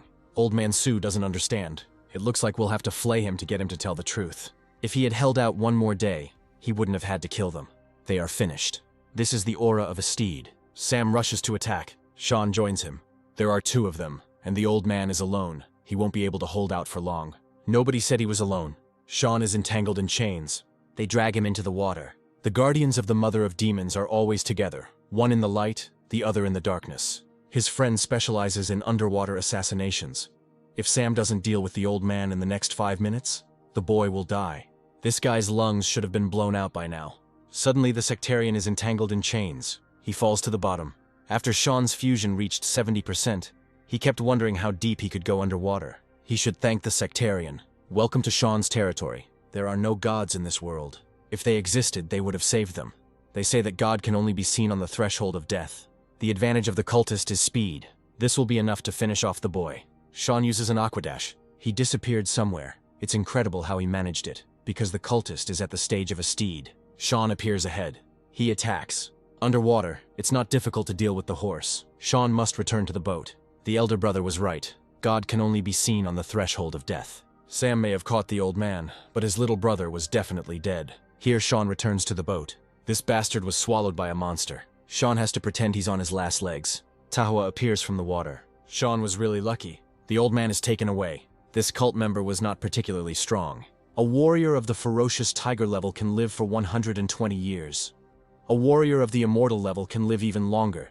But 60 years have passed since the fall of the Great Qing. The older generation still holds out. The middle generation is dead, and the immortals will only appear in extreme cases. This means that these are young people who are not from the core of the cult. The most dangerous are their elite. After so many years of cult membership and daily hard work, Ari finally obtained the great technique of blood sacrifice. The cult lacks talent and needs new people. This wolf smoke pill is his best hope. There is a knock here. A log breaks through the door and flies at Ari. He destroys it. The log was thrown by the disciples of the Yang clan. This person is most likely a level higher than Benji. He has a wolf smoke level. This fight will be difficult. Ari already thought that he should be afraid. He withstood Benji's blow without a scratch. If this is all they can do, they won't get out of here alive. This is Kui energy. Benji uses his power to rip statues out of the ground. He throws them at Ari, but he destroys them. These are stupid tricks. Leo shoots a bow. His damn arrow won't even penetrate Ari's aura. On the contrary, it will be just enough. The fumes from the arrowhead sting Ari's eyes. Benji enters the battle again. It seems like it's all over. They were probably able to uncover Ari because of that dog Zhao, otherwise they would never have found him. He can't let them go alive. The arrow pierces the ball that Ari took out. His wolf smoke pill is no longer there. Apparently that scoundrel Zhao told about this too, but no one said it was a pill. Eri somehow managed to put it in his mouth. He takes the pill. A transformation occurs within him. It is unlikely that they will be able to withstand the highest level of wolf smoke. Zhao's estate is just down the street. We need to hurry. There is some kind of energy that can be felt. It's coming from Benji. He's in danger. Nothing else could be expected from cult members. It is unclear whether they are people or demons. How arrogant. It is their fault that the descendants of the previous dynasty became like this. When Ari was a boy, his village was attacked by soldiers. His mother told him to live for her. Each of them must give their lives in service to the mother of the cult. It wasn't easy for a boy like him to survive. From now on, he will become a disciple of a cult follower. His new name is Ari Khan. Leo can't even aim properly. Then Sean and Sam appear. Leo can't help Benji. It's okay, he can leave it to Sam. It's too powerful. Benji won't last long. We need to find a way out. Ari's weak spot must be somewhere near the heart. Benji must open it to his younger brothers. The energy from Sam's arrow seems to be less than usual. Ari already said that their arrows wouldn't even scratch him. Now it's clear that Sam is distracting him. He gives Benji the ability to use his power. Benji strikes. Sam is shooting a bow again. One day Ari asked why they couldn't live under the sun. They are the remnants of a past dynasty. There is no place for them in the new era, because someone took away what rightfully belonged to them. But one day, they will take revenge for everything. An arrow pierces Ari. Enter. Sam's first arrow was deliberately weakened to deceive him, and the second one was already saturated with the maximum power of the horse. It looks like Sean still has a lot to learn. It's over. We need to quickly tie Ari up with a steel chain. This chain is made to contain the power of wolf smoke. Ari remains conscious even after his heart was pierced by an arrow. Just don't faint from fear. These occultists like to keep demons with them. They are neither human nor demons. Ari lived in a cave where not a single ray of light penetrated. They never tried to get out of the pit filled with corpses. Ari just wanted to live in the sun, something pampered idiots like them would never understand. There is no need to play the victim. His actions destroyed hundreds of families. Ari is wrong to think that he deserves pity because of his past. Sam doesn't care. Now he just wants to break his neck and feed his heart to the dogs. Sam is one of those orphans whose parents were destroyed by occultists. They need to take Ari to the clan, and then Benji will buy Sam a drink. And he'll also have to train with Leo. Sam got it. Sean had never experienced such a feeling before. In his past life, his colleagues didn't care about him. Sean should go with them too. He agrees. Chunky sleeps, having eaten too many spiritual plants. He dreams of Sean, who judges him for gluttony. Chunky wakes up. He gets up and gets ready to hunt. Chunky is full of energy. Emerging from his grotto, he pounces on the fish. However, it hits the bottom. The fish swims away. Sean said not to transform unless necessary, otherwise people might notice them. If brute force doesn't help, you have to try using your brain. Chonka has an idea. He approaches the fish again, but this time he pretends to be in love. However, this does not help. Tahua and Clash laugh at Chonky. Sean can't calm down. Once they dealt with Ari, the lady rewarded them with silver confiscated from the Zhao estate. 150 lions of silver for each, and not ordinary silver, but the purest. The lady is so generous. An ordinary ingot is worth 50 liang, but this beauty has 52.5 of them. It seems like this is the first time Sean has held such money in his hands. After that, they continued to clear out the occultists' hideouts, so his power increased significantly. Although he has not yet broken through the flesh barrier, he feels that there is not much left. This day is just around the corner. The teacher returned and called them to discuss their merits and distribute rewards. Ari will kill that fucking bastard Zhao and them. The lady arranged it so that they had to eat in the company of these freaks. She's just amazing. It costs a lot to organize such a feast for them. Sean, of course, still doesn't know her name. Her name is Angie. Her ancestors held the posts of ministers and even chief secretary, and the lady was introduced to their teacher by Commander-in-Chief Ray Wen himself. Her father is a third-rank official at the imperial court. Then her marriage to the teacher can be considered a misalliance. The teacher will skin Benji alive if he hears this. They all did a good job. The two will soon be handed over to the authorities. Let them kill them. Let them flay them. It doesn't matter to them. There will be those in the cult who will avenge them. They don't understand the principles of balance. Ari is only alive because he is useful. Otherwise, Dan would not have allowed him to breathe a second longer. After the trial of the occultists, the members of the Yang clan will be rewarded. But for Sean, Dan has something special. It's a gift from his older brother. It was delivered just yesterday. For this thing, the captain fought with the wolf smoke, and now he decided to just give it away. His little brother was very lucky. They had looked at him askance for years. A captain shouldn't have favorites. He knows what they're getting at. The drinking is on him today. This is how it should have started. Sean's brother hopes he likes the gift. Sean opens the box. From there, a green light emanates, curling into an image resembling a dragon. This is a spiritual weapon. Each such weapon is unique, and its ability to evolve with its owner has given it an unshakable status in the art of weaponry. Possession of such a weapon is an incredible stroke of luck for a simple fighter. It is rare for a blacksmith to be able to create such a miracle. And Sean now even has 2 spiritual weapons. His name is Azure Wolf. This weapon will cover Sean's weaknesses in close combat. Now he will be able to fight perfectly in any environment. Because of all this mess, he missed several classes. It's time to go back to school. As he approaches the school, Sean hears vowel sounds being made. It appears to be a phonetic system. Sean finally arrived. He is ashamed, but teacher Wang Ming knows what he was doing. They, together with the school's rector, improved the phonetic system. So he is Sean Lane. His system amazed the abbot. No need for formalities. Let him look at what they did. In this version, there are fewer hieroglyphs than Sean described. Instead of 76, there are only 63. Among them, 23 first syllables, 24 last ones, and 16 whole ones. The abbot really improved the system. He is a wise old man. Sean is amazed. This version is much better than his. The abbot must admire him. If it weren't for his idea, it's unknown how long they would have continued to explain hieroglyphs with other hieroglyphs. With the teacher's recommendation, many doors would open for Sean. Wang Ming showed him their work. Having influential people behind you is indeed very useful. Sean asks who Van's teacher is. Come to think of it, Wang never told him his name. At the top of the pyramid of power sits the emperor, and beneath him are 3 directories, 2 pavilions, and 5 great academicians. Wang's teacher is none other than Hao Bai, one of the 5 great academicians. In his letter, he also admired Sean's system. Van is confident that he will be able to convince His Majesty. Of course, the Deshan culture is very ancient, but this does not mean that it is not open to new things. The Shona system will help them keep up with the times. But besides teacher Wang, there are 4 other people of the same level, and it is also unknown how the emperor will react.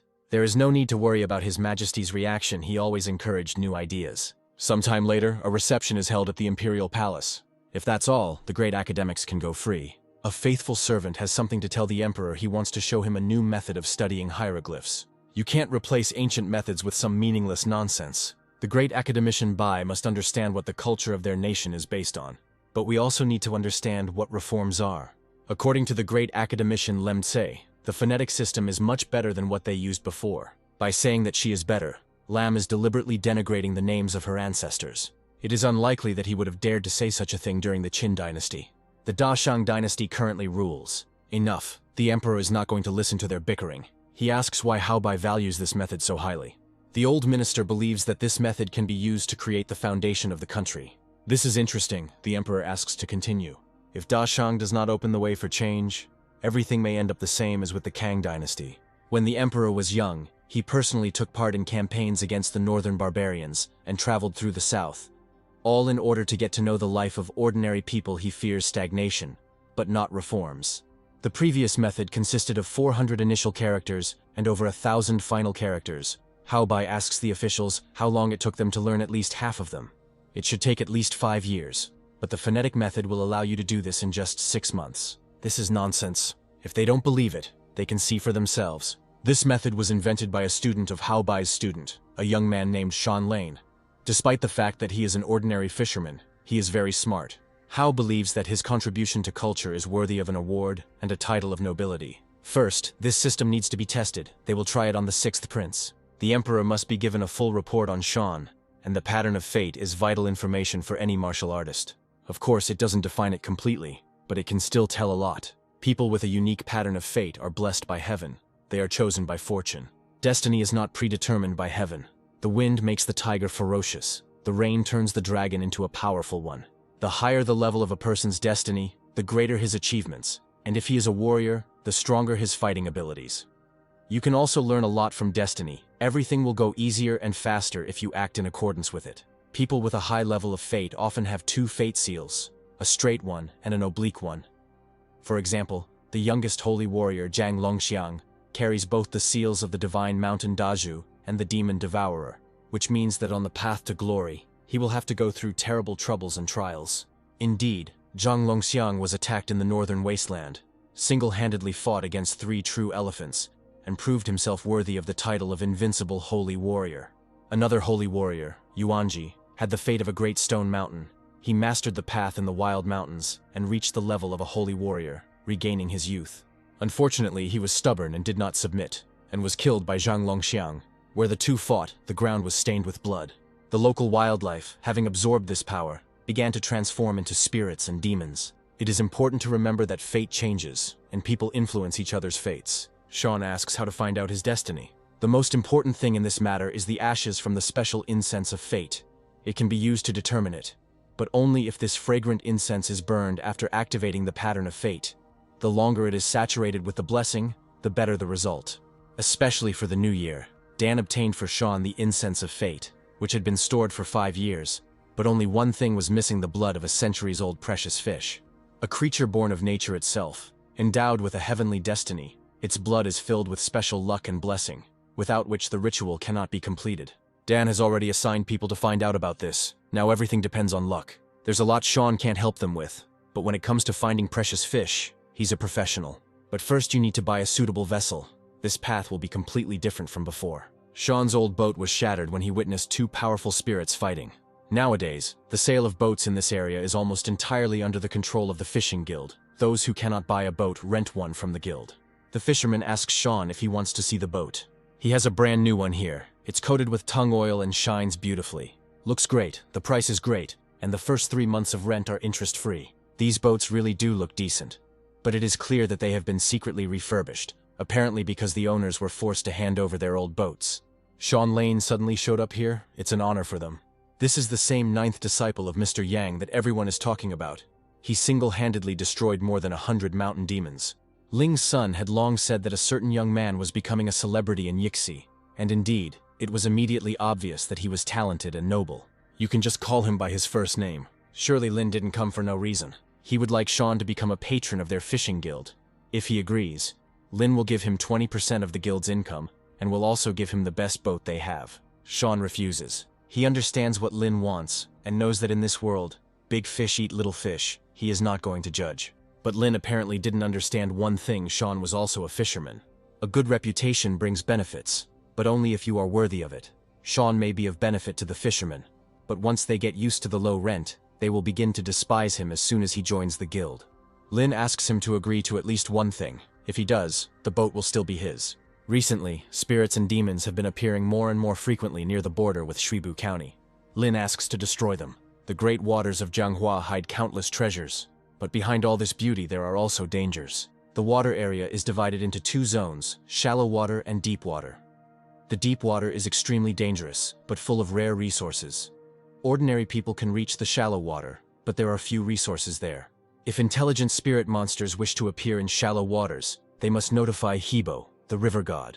Otherwise they will be hunted down and punished by the Dacian Empire. For example, the mother Quantu came to shallow water for safety to lay eggs and survive. And that battle between 2 powerful spirits took place in the depths. The spirit that Lin spoke of is right on the border between shallow water and deep water. Such places are especially dangerous. Spirits often get lost and accidentally enter shallow water. Sean and Chunky secretly combed the area around Yixing City and Pingyang County, and drove out all the weak spirits from the shallow waters.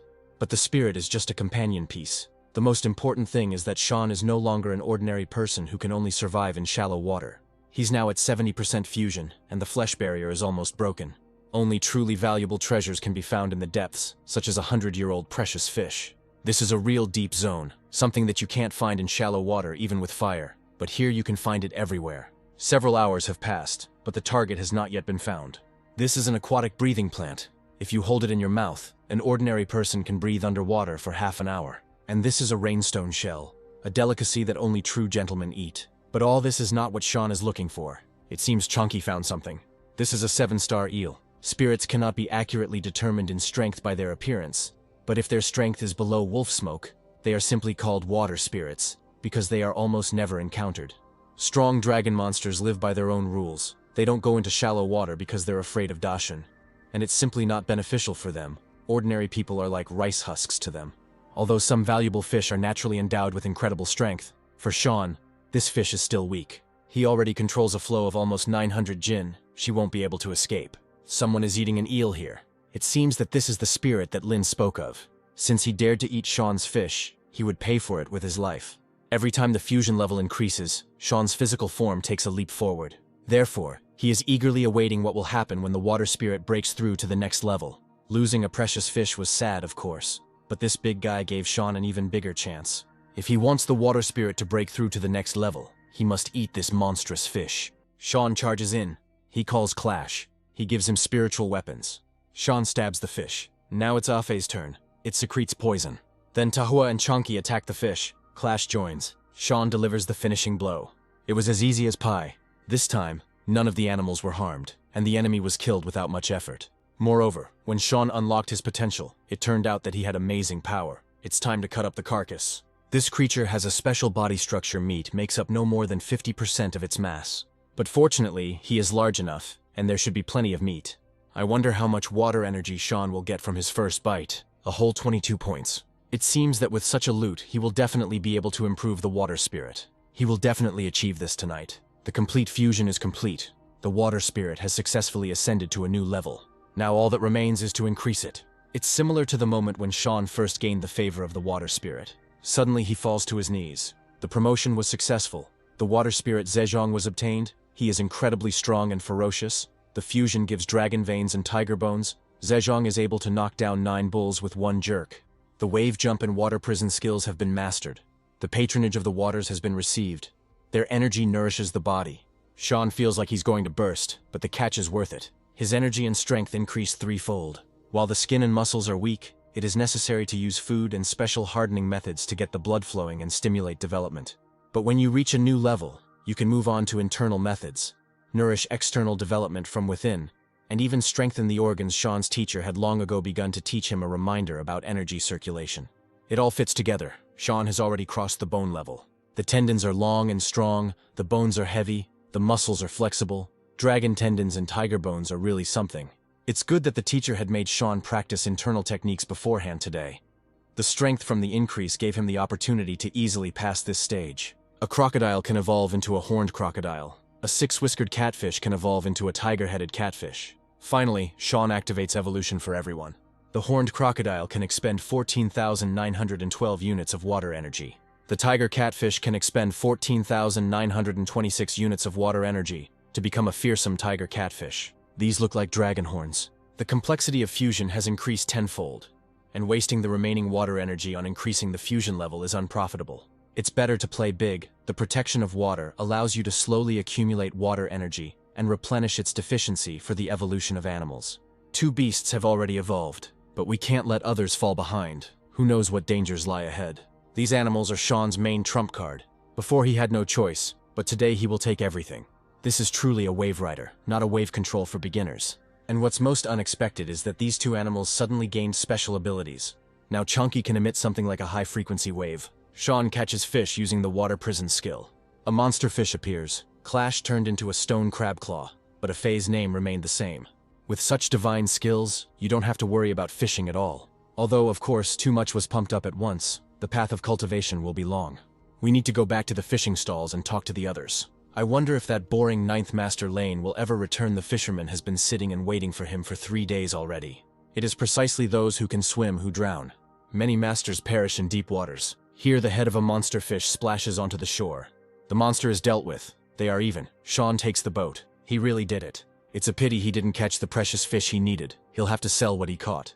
This is a precious fish, very beautiful. Lao Chen is very lucky. Sean is a martial artist. He should know if this big fish is really precious. This is a blue-backed dragon carp, a truly precious fish. Moreover, it is already over 100 years old and weighs 45 liang of silver. Sean buys this fish for 50 liang. He saved them all, so Lao can't take silver from him. Here he is, the real Uncle Chen. During times of famine, he shared with Sean the flatbread he had bought for his child, thus saving his life. He takes the fish. Finally, all the materials have been collected. Now all that remains is to wait for the new year and the ritual of determining fate. Dan hopes that the spirits of the teacher's old comrades will continue to protect Yan's descendants. It's time to determine your destiny and set your life path. The ritual of blood sacrifice can connect with destiny. A lot of blood is not needed. The ash from burnt incense should be used as ink for printing. Dan tells you to press the palm of your right hand hard. The clearer the better. The blood itself took the shape of a circle. Sean had both the straight and the oblique seals imprinted on him.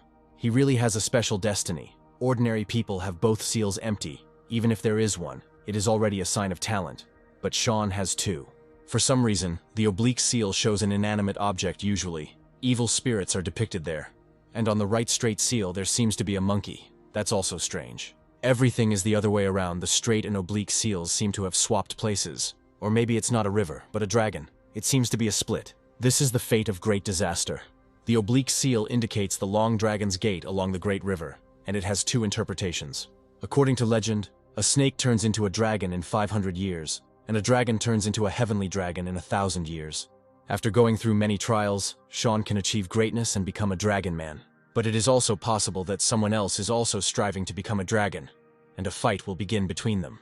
One of them will rise, stepping on the body of the other. Whether Sean is the one walking on the great river or the one being washed away by it, one thing is clear: he can handle it all. The young man who fought the seven alone will one day become a dragon that will soar into the sky. Dan doesn't understand the straight seal yet, but he knows that it is connected to the element of water, which means Sean is vulnerable to evil in water. But the oblique seal is also connected to it. For him, water is not only a danger, but also a source of the greatest power.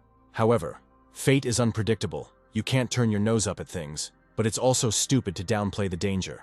Dan will hand over these prints to the authorities. I wonder what kind of reward they will send from above. Sean is so confident because he knows exactly what kind of animal is in his seal. This is not just a monkey, but the ancient demon Wuzhi. As long as Sean has the Dazi vessel, no one can take away what is his. He was born near the Great Lake, and this fate suits him. Perhaps his rival is that old shameless dragon from the depths of the Great Lake. I wonder who will end up becoming the dragon. The Emperor doesn't know if Sean is worthy of his hopes. This year, Dan will give Sean and Chan a little test, because they have become completely relaxed. They were the last to come to school, so they have the greatest potential, and the requirements for them will also be stricter. Over the next year, Chan must become a true martial arts master, or better yet, a jumping master. He will definitely train hard and will not let his teacher down. Sean has only been training for 1 season, so Dan only asks him to complete 3 milestones per year. The path of martial arts is about perseverance. In fact, Sean had already passed the flesh barrier. He cleared 2 hurdles in 3 months of training. He is confident that within a year he will become a real master. Since he has this attitude, Dan, as a teacher, cannot be lenient towards him. Sean must have heard of the martial arts emperor Huang Wu. He once created an invincible martial art, 10,000 victories, but over time it broke down into many separate techniques. Later, Gao Jiantai restored the technique and combined it with the Taoist practice of Bodan Gong. Today, Dan is passing on this new style to Sean. The emperor is in a good mood today. He abolished Chaozhou County, made Pingyang Town a new county, and the county town of Yishina, a town they say the head of Chaozhou was scared to death. A reward for merit, dismissal for inaction, everything is fair. Moreover, Master Yang restored the honor of their empire. Such a reward is well deserved. Eunuch Kang doubts that Sean Lane has earned the emperor's favor. The 6th prince came to watch his father play chess. The emperor asks if the eunuch Khan knows how many hieroglyphs their youngest can already read. 500 characters, and this is in just 500 days of learning Pinyin. The emperor rewarded Sean Lane because he deserved it. Zhong will now become the county magistrate. With his talent, he could have become any official, but he went to some remote place to become a district head. Now Pingyan is a tasty morsel. The demon mother sect has finally appeared. Whoever distinguishes themselves will get a chance to appear before the emperor himself. Barry Ko asks if they have to go to Pingyang. Soon everyone will call this place Pingyang County. With his abilities, Barry will sort everything out there. He of course remembers why they are going there. We need to visit the Yang clan's martial arts school and have a fight to show who's boss here.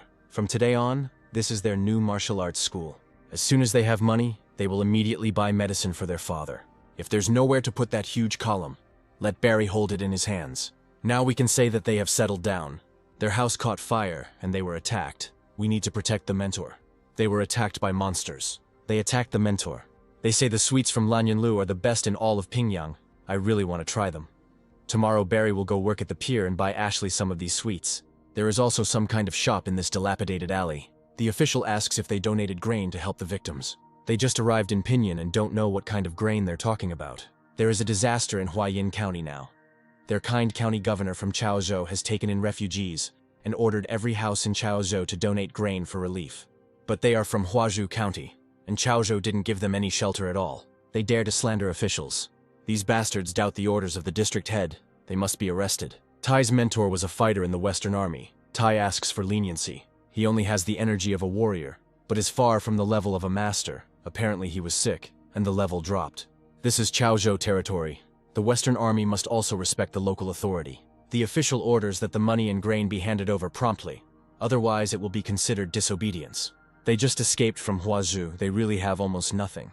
They don't care. If there is no money, let him sell his daughter. If Barry doesn't want to cause problems for the master, he must control himself. The official orders them to be searched and every last coin taken away. They found only a couple dozen liang. These creatures are beggars, and they opened a martial arts school. This place is cursed. Jalen asks how Ashley hid the money. She says it's all safe. Barry will definitely finish off this creature in a bureaucratic hat. He has a rare gift, but his character is his weakness. When he fights the Yang school, then he will show what he is capable of. Next, the officials will go to the town of Icy. It's unlikely that any important bigwigs will be found in such a hole. This is called Yaoche, and such carriages only appear when the emperor personally issues a decree. Nearby are the banners of the dragon and phoenix, symbols of the Dacian dynasty. It looks like someone very influential has appeared in Pinyin. It seems this road leads towards the Yang clan's martial arts school. Sean is asked to quickly go to the main hall. The bone barrier is fully strengthened. Now all that remains is to concentrate and break through it. All these days, Sean was in such a hurry to get here just to get the reward. By the will of heaven, the Emperor commands that Kaozhou County be abolished today. Pingyang's status is raised to that of a county town, and Yixi is given the status of a town. Additionally, the River God Administration and the Demon Control Administration are established, in recognition of the services rendered by Deng Yang and his disciples in repelling the attack of the Demon Mother cult. This decree is issued. Deng Yang is appointed head of the River God Office and the Demon Control Office, and receives 100 liang of gold and 3 dragon blood war horses. Only the Imperial Court can provide this. You can't get it for any amount of money. Ned Dun is appointed as a county official in Pingyang. Sean Lane was awarded the position of 8th rank River Lord and 100 liang of silver for his services in the fight against the Demon Mother cult. In addition, for developing the Pinyin system, he receives a horse with dragon's blood. They are obliged to carry out the will of the Emperor, protect the peace of the Celestial Empire, defend their native lands, calm the people, and rule honestly. The horses will be delivered to Mr. Jan's house a little later. The dear guest is probably tired from the journey. Dan has already ordered the preparation of refreshments. They sit down at the table. This young man must be Mr. Yang's 9th disciple, Sean Lane, a true beauty. Like a spring willow under the moon, like the morning dawn, a rare talent. The eunuch flatters him. His Majesty is delighted with the Pinyin system. Khan is not exaggerating at all. And by the way, a horse with dragon's blood is not all. Once the Pinyin system has been fully implemented in schools across the capital in a few months, and has proven its effectiveness, the reward will be increased. The 9th was always silent, but at the right moment he surprised everyone. I should have shown this earlier. Sam had a lot of trouble with his literacy because of it. This is all thanks to the 9-year compulsory education. The composition of the county government has already been determined, and the heads of the Demon Control Department and the River God Department are already on the way. The head of the River God Department will be an old acquaintance of Mr. Yan. Provisions will arrive tomorrow. Mr. Jan will have to take care of their distribution. The Emperor said that Pingyang could still become not just a county town, but an entire county administration. The fact that they became a county from a small town is already a success. And now they are even hinting at the status of a government. Pinyin will be the big stage for Sean's resounding success.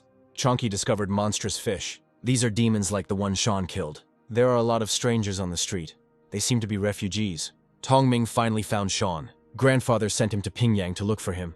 And finally Tongming met him. Sean needs to go to the assembly hall. Official ban arrived on the orders of the county magistrate to collect grain to help refugees from a neighboring county that had suffered from a disaster. This was the order of the county magistrate, and therefore the will of the imperial court. You need to collect 1 due of rice or 50 coins. They can't collect that much. This is a matter that the county magistrate is looking into. They cannot return empty-handed. Times are hard. Chaozhou has received many refugees, and grain and silver reserves are almost depleted. And Pinyin got off without any losses, so let them pay more. The officials will have nothing to eat if they do not take more silver from the peasants. They can set up tents with porridge and feed the refugees themselves. Sean doesn't dare interrupt the official. This is an outstanding young man from the city of Yixing, a student of Deng Yang. And in this wilderness his student was found. His name has recently appeared in imperial decrees. It doesn't matter that he is Deng Yan's disciple. This is the order of the county master. Sean isn't going to argue, but as far as he knows, Chaozhou isn't considered a county anymore. Ban falls into a chair. Sean asks whose orders he is following. An official of the Great Shun is not obliged to explain himself to the people. We need to come up with a pretext and arrest Sean. As for Dan Yan, officials won't interfere with officials. That's right. There's nothing to be afraid of from this boy. He's not even a martial arts master. It's unlikely that Deng Yang would quarrel with the county magistrate over some student. Here a horseman appears. He asks where to find Sean Lane from Yixing. This is him. This is a rider from the 6 Gates. They say they have been investigating everything related to the Demon Mother sect lately. They might have this guy on their hook. All it takes is a little push, and he can be taken away and thoroughly tortured. A pathetic commoner cannot compete with officials. The Six Gates is the general name for the three judicial departments: the Ministry of Punishments, the Supreme Court, and the Inspectorate. They handle important cases, engage in the capture of criminals and interrogations, and each department has its own combat forces. Each rider has the strength equal to 10 mounted warriors. Sean asks why he was looking for him. Ban is glad to see Mr. Zhang in good health. He is Mao Bang from Chaozhou County. When a horseman came to the residence of the county governor, Mao had the chance to see him. The rider asks what he needs. Mao heard that they have been busy with matters related to the Demon Mother cult lately, and it so happened that Mao has a suspect who can be connected to this sect. Here it is. This man is indeed a disciple of Deng Yang, but he has hundreds of disciples, so it's not surprising that the cultists were able to take advantage of this. The rider asks what Mao thinks should be done with this man. Mao will put him in prison and try all the interrogation methods. He will surely spill everything about his gang. Very funny. The rider asks if Mao understands what rank he is, and what rank the Six Gates rider is. Mao is only a 9th rank junior inspector, and he, as a copper rank hunter of the Yunying horsemen, is of course 7th. Then Mao must know how his slander will end. Of course, accusing a superior of a serious crime is punishable by death. But Mao did not slander. He dared to defame an 8th rank official. He tried to slander the River Lord Shan Lane, a crime punishable by death by law. A great man is born in Yixing. Mao was slandered. He didn't know that Mr. Lane was the ruler of the river.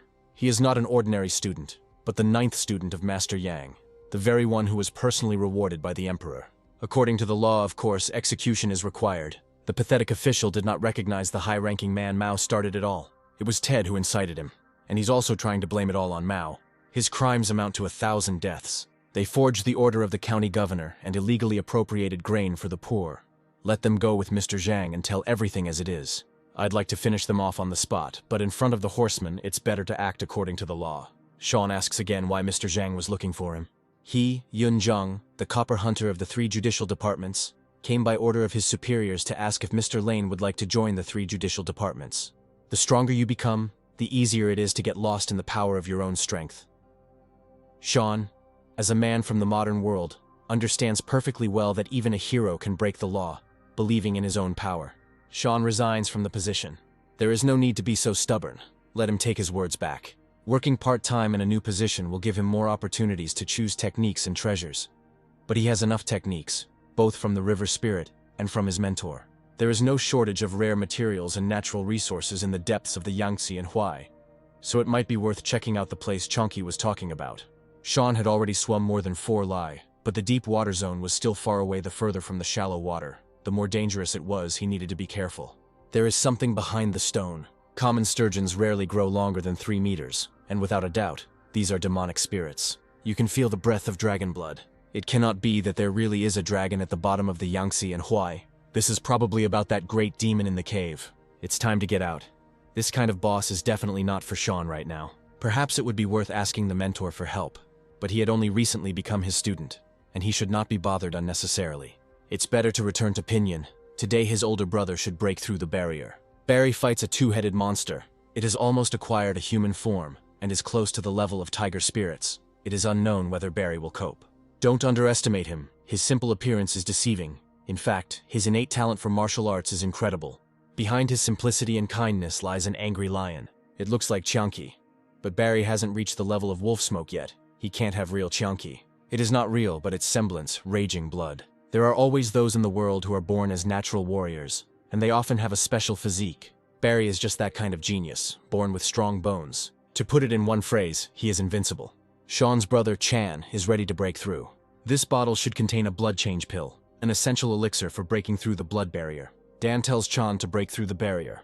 It smells so strongly of blood. This smell comes from the older brother. An ordinary person's limbs become numb if he loses more than 20% of his blood, and his life is in danger if he loses more than 30%. Blood replacement requires 3 ebbs and 3 flows. A normal person would die after the first ebb, which is why this level is considered the last. Breaking through this barrier also requires a strong character. Many people get scared when they find themselves on the brink of death and do not complete the ritual. When the blood barrier is passed, the QE energy will blossom like a pattern on brocade and flare up into a bright flame. Hard to learn, easy to fight. Chan did it. Let him wash and eat. He's been hungry all day. The blood barrier is the most dangerous of the 4. I wonder if everything will go as smoothly when it's Sean's time. It must be the Yang clan. The rest are not fit to hold a candle to it. Even apprentice Sean Lane was a simple peasant at first. But once he joined the clan, his talent was revealed. After just a week of training, he single-handedly defeated his older classmates. And then he cleared out the refuge of the cult of the Mother of Demons, bringing peace to their lands. I don't even want to look at other clans. If I were to join, then I would join the Yang clan. 3 days ago, Jalen was unsure. But now that Barry was able to break through the bone barrier, their clan will also emerge from oblivion. Sean felt like he was close to breaking through the bone barrier. But if he ate a great sturgeon, he would easily reach the blood barrier. And then he would need silver for the blood replacement pill. If it came to that, he would have to beg the master. Sean notices a line of people wanting to join the Yang clan. Barry approaches the recorder. He can't cut in line, he needs to know the basic rules of etiquette. Barry is not here to sign up. He came to challenge the Yang clan. It is unclear why any clan would challenge them. Their opponents are not fools. They have calculated everything well. They don't fight them directly, but decide to arrange a duel between the younger students. Of course, they don't want to fight them directly. There isn't a single master in their clan. It's not difficult to defeat a youth. But if it's a famous youth from the strongest clan, that's a different matter. They don't just need a junior student. This guy looks much stronger than an ordinary student. It's not surprising if such a big guy can handle a newbie. He can go up against the 9th disciple. That kid is skilled. But this guy gives off an ominous aura. His name is Barry Day. He is 16 years old. Rumors of the greatness of the Yang clan are spreading throughout the country, and he decided to challenge a master of his level. Jim Kuhn accepts his challenge. They call him Jade-Faced. His hand-to-hand technique is beyond praise. He has been in the clan for 3 years. Jim attacks. However, his blow had no effect on Barry. He defeated Jim with 1 blow. This is Huron Lee, the best among the ordinary students, a warrior of the 2nd barrier. But Barry defeats him too. It seems like no one can defeat him. Sean helps Huron up. Barry has a heavy hand. Here comes Sean Lane. Barry knows his name, and it seems that not only that, after the events related to the Zhao family, Sean seemed to have no enemies left. Jalen said that in the ring Barry may act rougher than usual. He needs to attract the attention of one person. He is Dan Yang's 9th student, Sean Lane. According to their investigation, he is a kind-hearted guy who comes from a family of fishermen, and without Barry's plan, he cannot be defeated. First, you have to attack the mind, anger it. This is the first step to victory. Barry thought that the Yang clan had a lot of brave people, which meant that they were shiny on the outside, but rotten on the inside. Today, Barry will teach a lesson to the so-called warriors who are sitting here twiddling their thumbs. Sean hopes his actions will back up what he says. Teacher Barry is a cunning fox. He has a naturally very strong physique, and his QE energy just oozes out. But they miscalculated. Barry will find out if Sean is really as cool as they say. Sean dodges the blow. Now he attacks. This is impossible. They continue to fight. Barry falls. He got off easy. Barry gives Sean credit, he really is strong. However, Barry hasn't shown everything yet. Galen asks Dung what he thinks of his student. With such physical data, his 2nd level is equal to the 4th. Galen is lucky. Sean may be in mortal danger. It is better to interrupt the fight. Dung tells Galen to look further. What he sees will surprise him. Barry's true strength is in the power that cannot be suppressed. Sean won't be satisfied. Barry just can't lose. There is an explosion. So Barry has naturally strong bones. Unfortunately, Sean's bones are stronger. Barry's birth was a mistake due to his size. He became stuck in his mother's womb, and the midwife had to cut him out of her womb.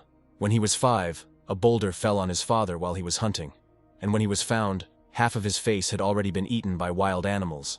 Maybe people were right, Barry was a curse on their family. When he was 12, a severe drought hit the area where he lived, and the village headman decided that Barry was to blame for angering the heavens, selling him like a slave from family to family to do the hardest work.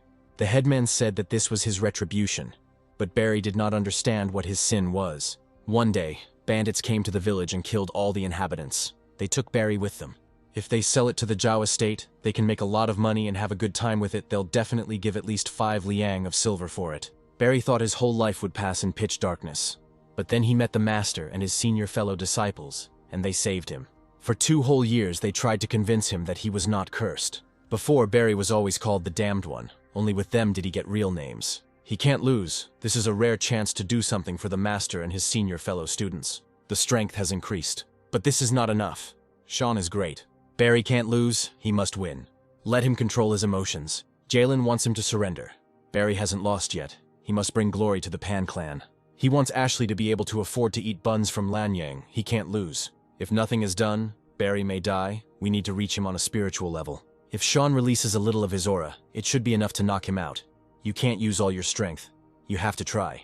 Luckily, everything went smoothly. Barry lost. He did everything he could. They can just go to another county. The people of the Pan clan are magnificent. Dung thanks Galen for this duel. He will be glad if they settle in Pingyang County. It seems that Galen made such complex plans in vain. The last fight showed that Sean never fully realized the potential of his dragon tendons and tiger bones. Barry, who is naturally in excellent physical condition, is equal in strength to a warrior of the fourth barrier, and with his data, Sean can be even stronger. Thanks to the duel, he also earned 2,000 liang of silver. Master Yang calls him to the stables. He said that the dragon blood horse has already been brought. Dan invites Sean to look at the horse he has chosen for him. This stallion is temperamental, but if Sean treats him well, he will become a powerful ally. I wonder if Sean will be able to tame him, and if it will level him up. It looks like he'll have to find a groom, since he can't be with the horse all day long. He wanted to ask something. He had a problem, and he was counting on the master's help. No matter, he found 3 mystical mackerels guarding the entrance to the grotto from which a golden glow emanated. Sean heard legends about the dragon of Zhanghai. It seems to him that this place is somehow connected with this demon. Sean would like the master to help him explore this grotto. Sounds interesting. Sean expected Dan to ask him questions. Everyone has their secrets. Besides, Sean is his student. There is no need to be shy and beat around the bush. His master will catch this demon.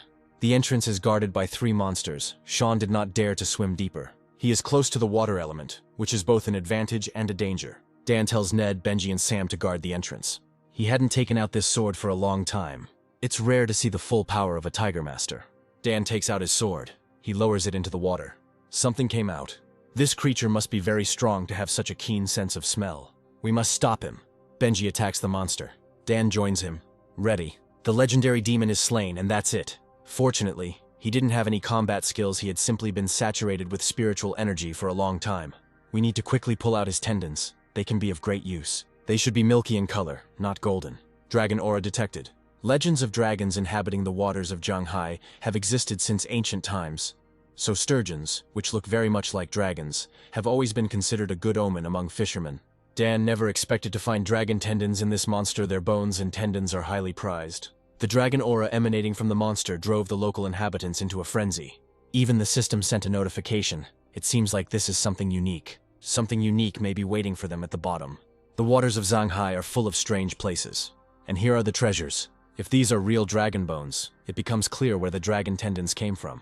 That sturgeon probably grew to such a size because it absorbed the energy coming from those bones. A couple more months, and he would have been brave enough to enter open waters. It's good that they found him earlier. All thanks to Chunky. It's time to go back. We need to divide the spoils. The master and mistress divided the meat into 3 parts, and placed one in the cellar of the estate. The second one was served on the students' table. The third was sent to harsh areas to help people survive the cold. As for the tendons, Sean got a piece 2 zhang long. The master took 5 zhang, and the bones were given to Benji to improve their weapons. Even Afe reacts to the dragon's aura. Sean will see what good she can do. His back is burning. It seems he has reached the blood barrier. Absorb dragon aura, obtained Yinlong's mark. The mark gives birth to a Yinlong that wanders through 6 paths. The mirror breaks. Continuous changes wander along 6 paths, being born and dying without any order, gradually transforming space. Sean suddenly found himself on the roof. Now that he has reached the blood barrier, I wonder what will change when he enters Zhanghai again. Chunky swims holding a doll in his fins. A whirlpool appears in front of him. He pulls it in and throws it to the bottom of the grotto. Chunky brought some trinket again. Let him choose his own reward. Chunky notices a phoenix feather. So, this is the whirlpool that leads to the huge toad. And Chunky exchanged this feather with her. This simple red phoenix feather appears to be one of the 2 demons Sean once saw. And this passage must have been created by her power. No matter how you look at it, it's a very profitable deal for Sean dolls for treasures. There's no need to rush. Let Chunky maintain a good relationship with the toad for now. A big shot has arrived. This is the River Lord Association. This is a giant. Mr. He's abilities are beyond mortal comprehension. They won't be able to find him. He's probably gone fishing again. Thanks to the tendon, Sean's pets have already accumulated more than half the energy needed for leveling up. The second evolution is just around the corner. Suddenly, someone calls out to Sean.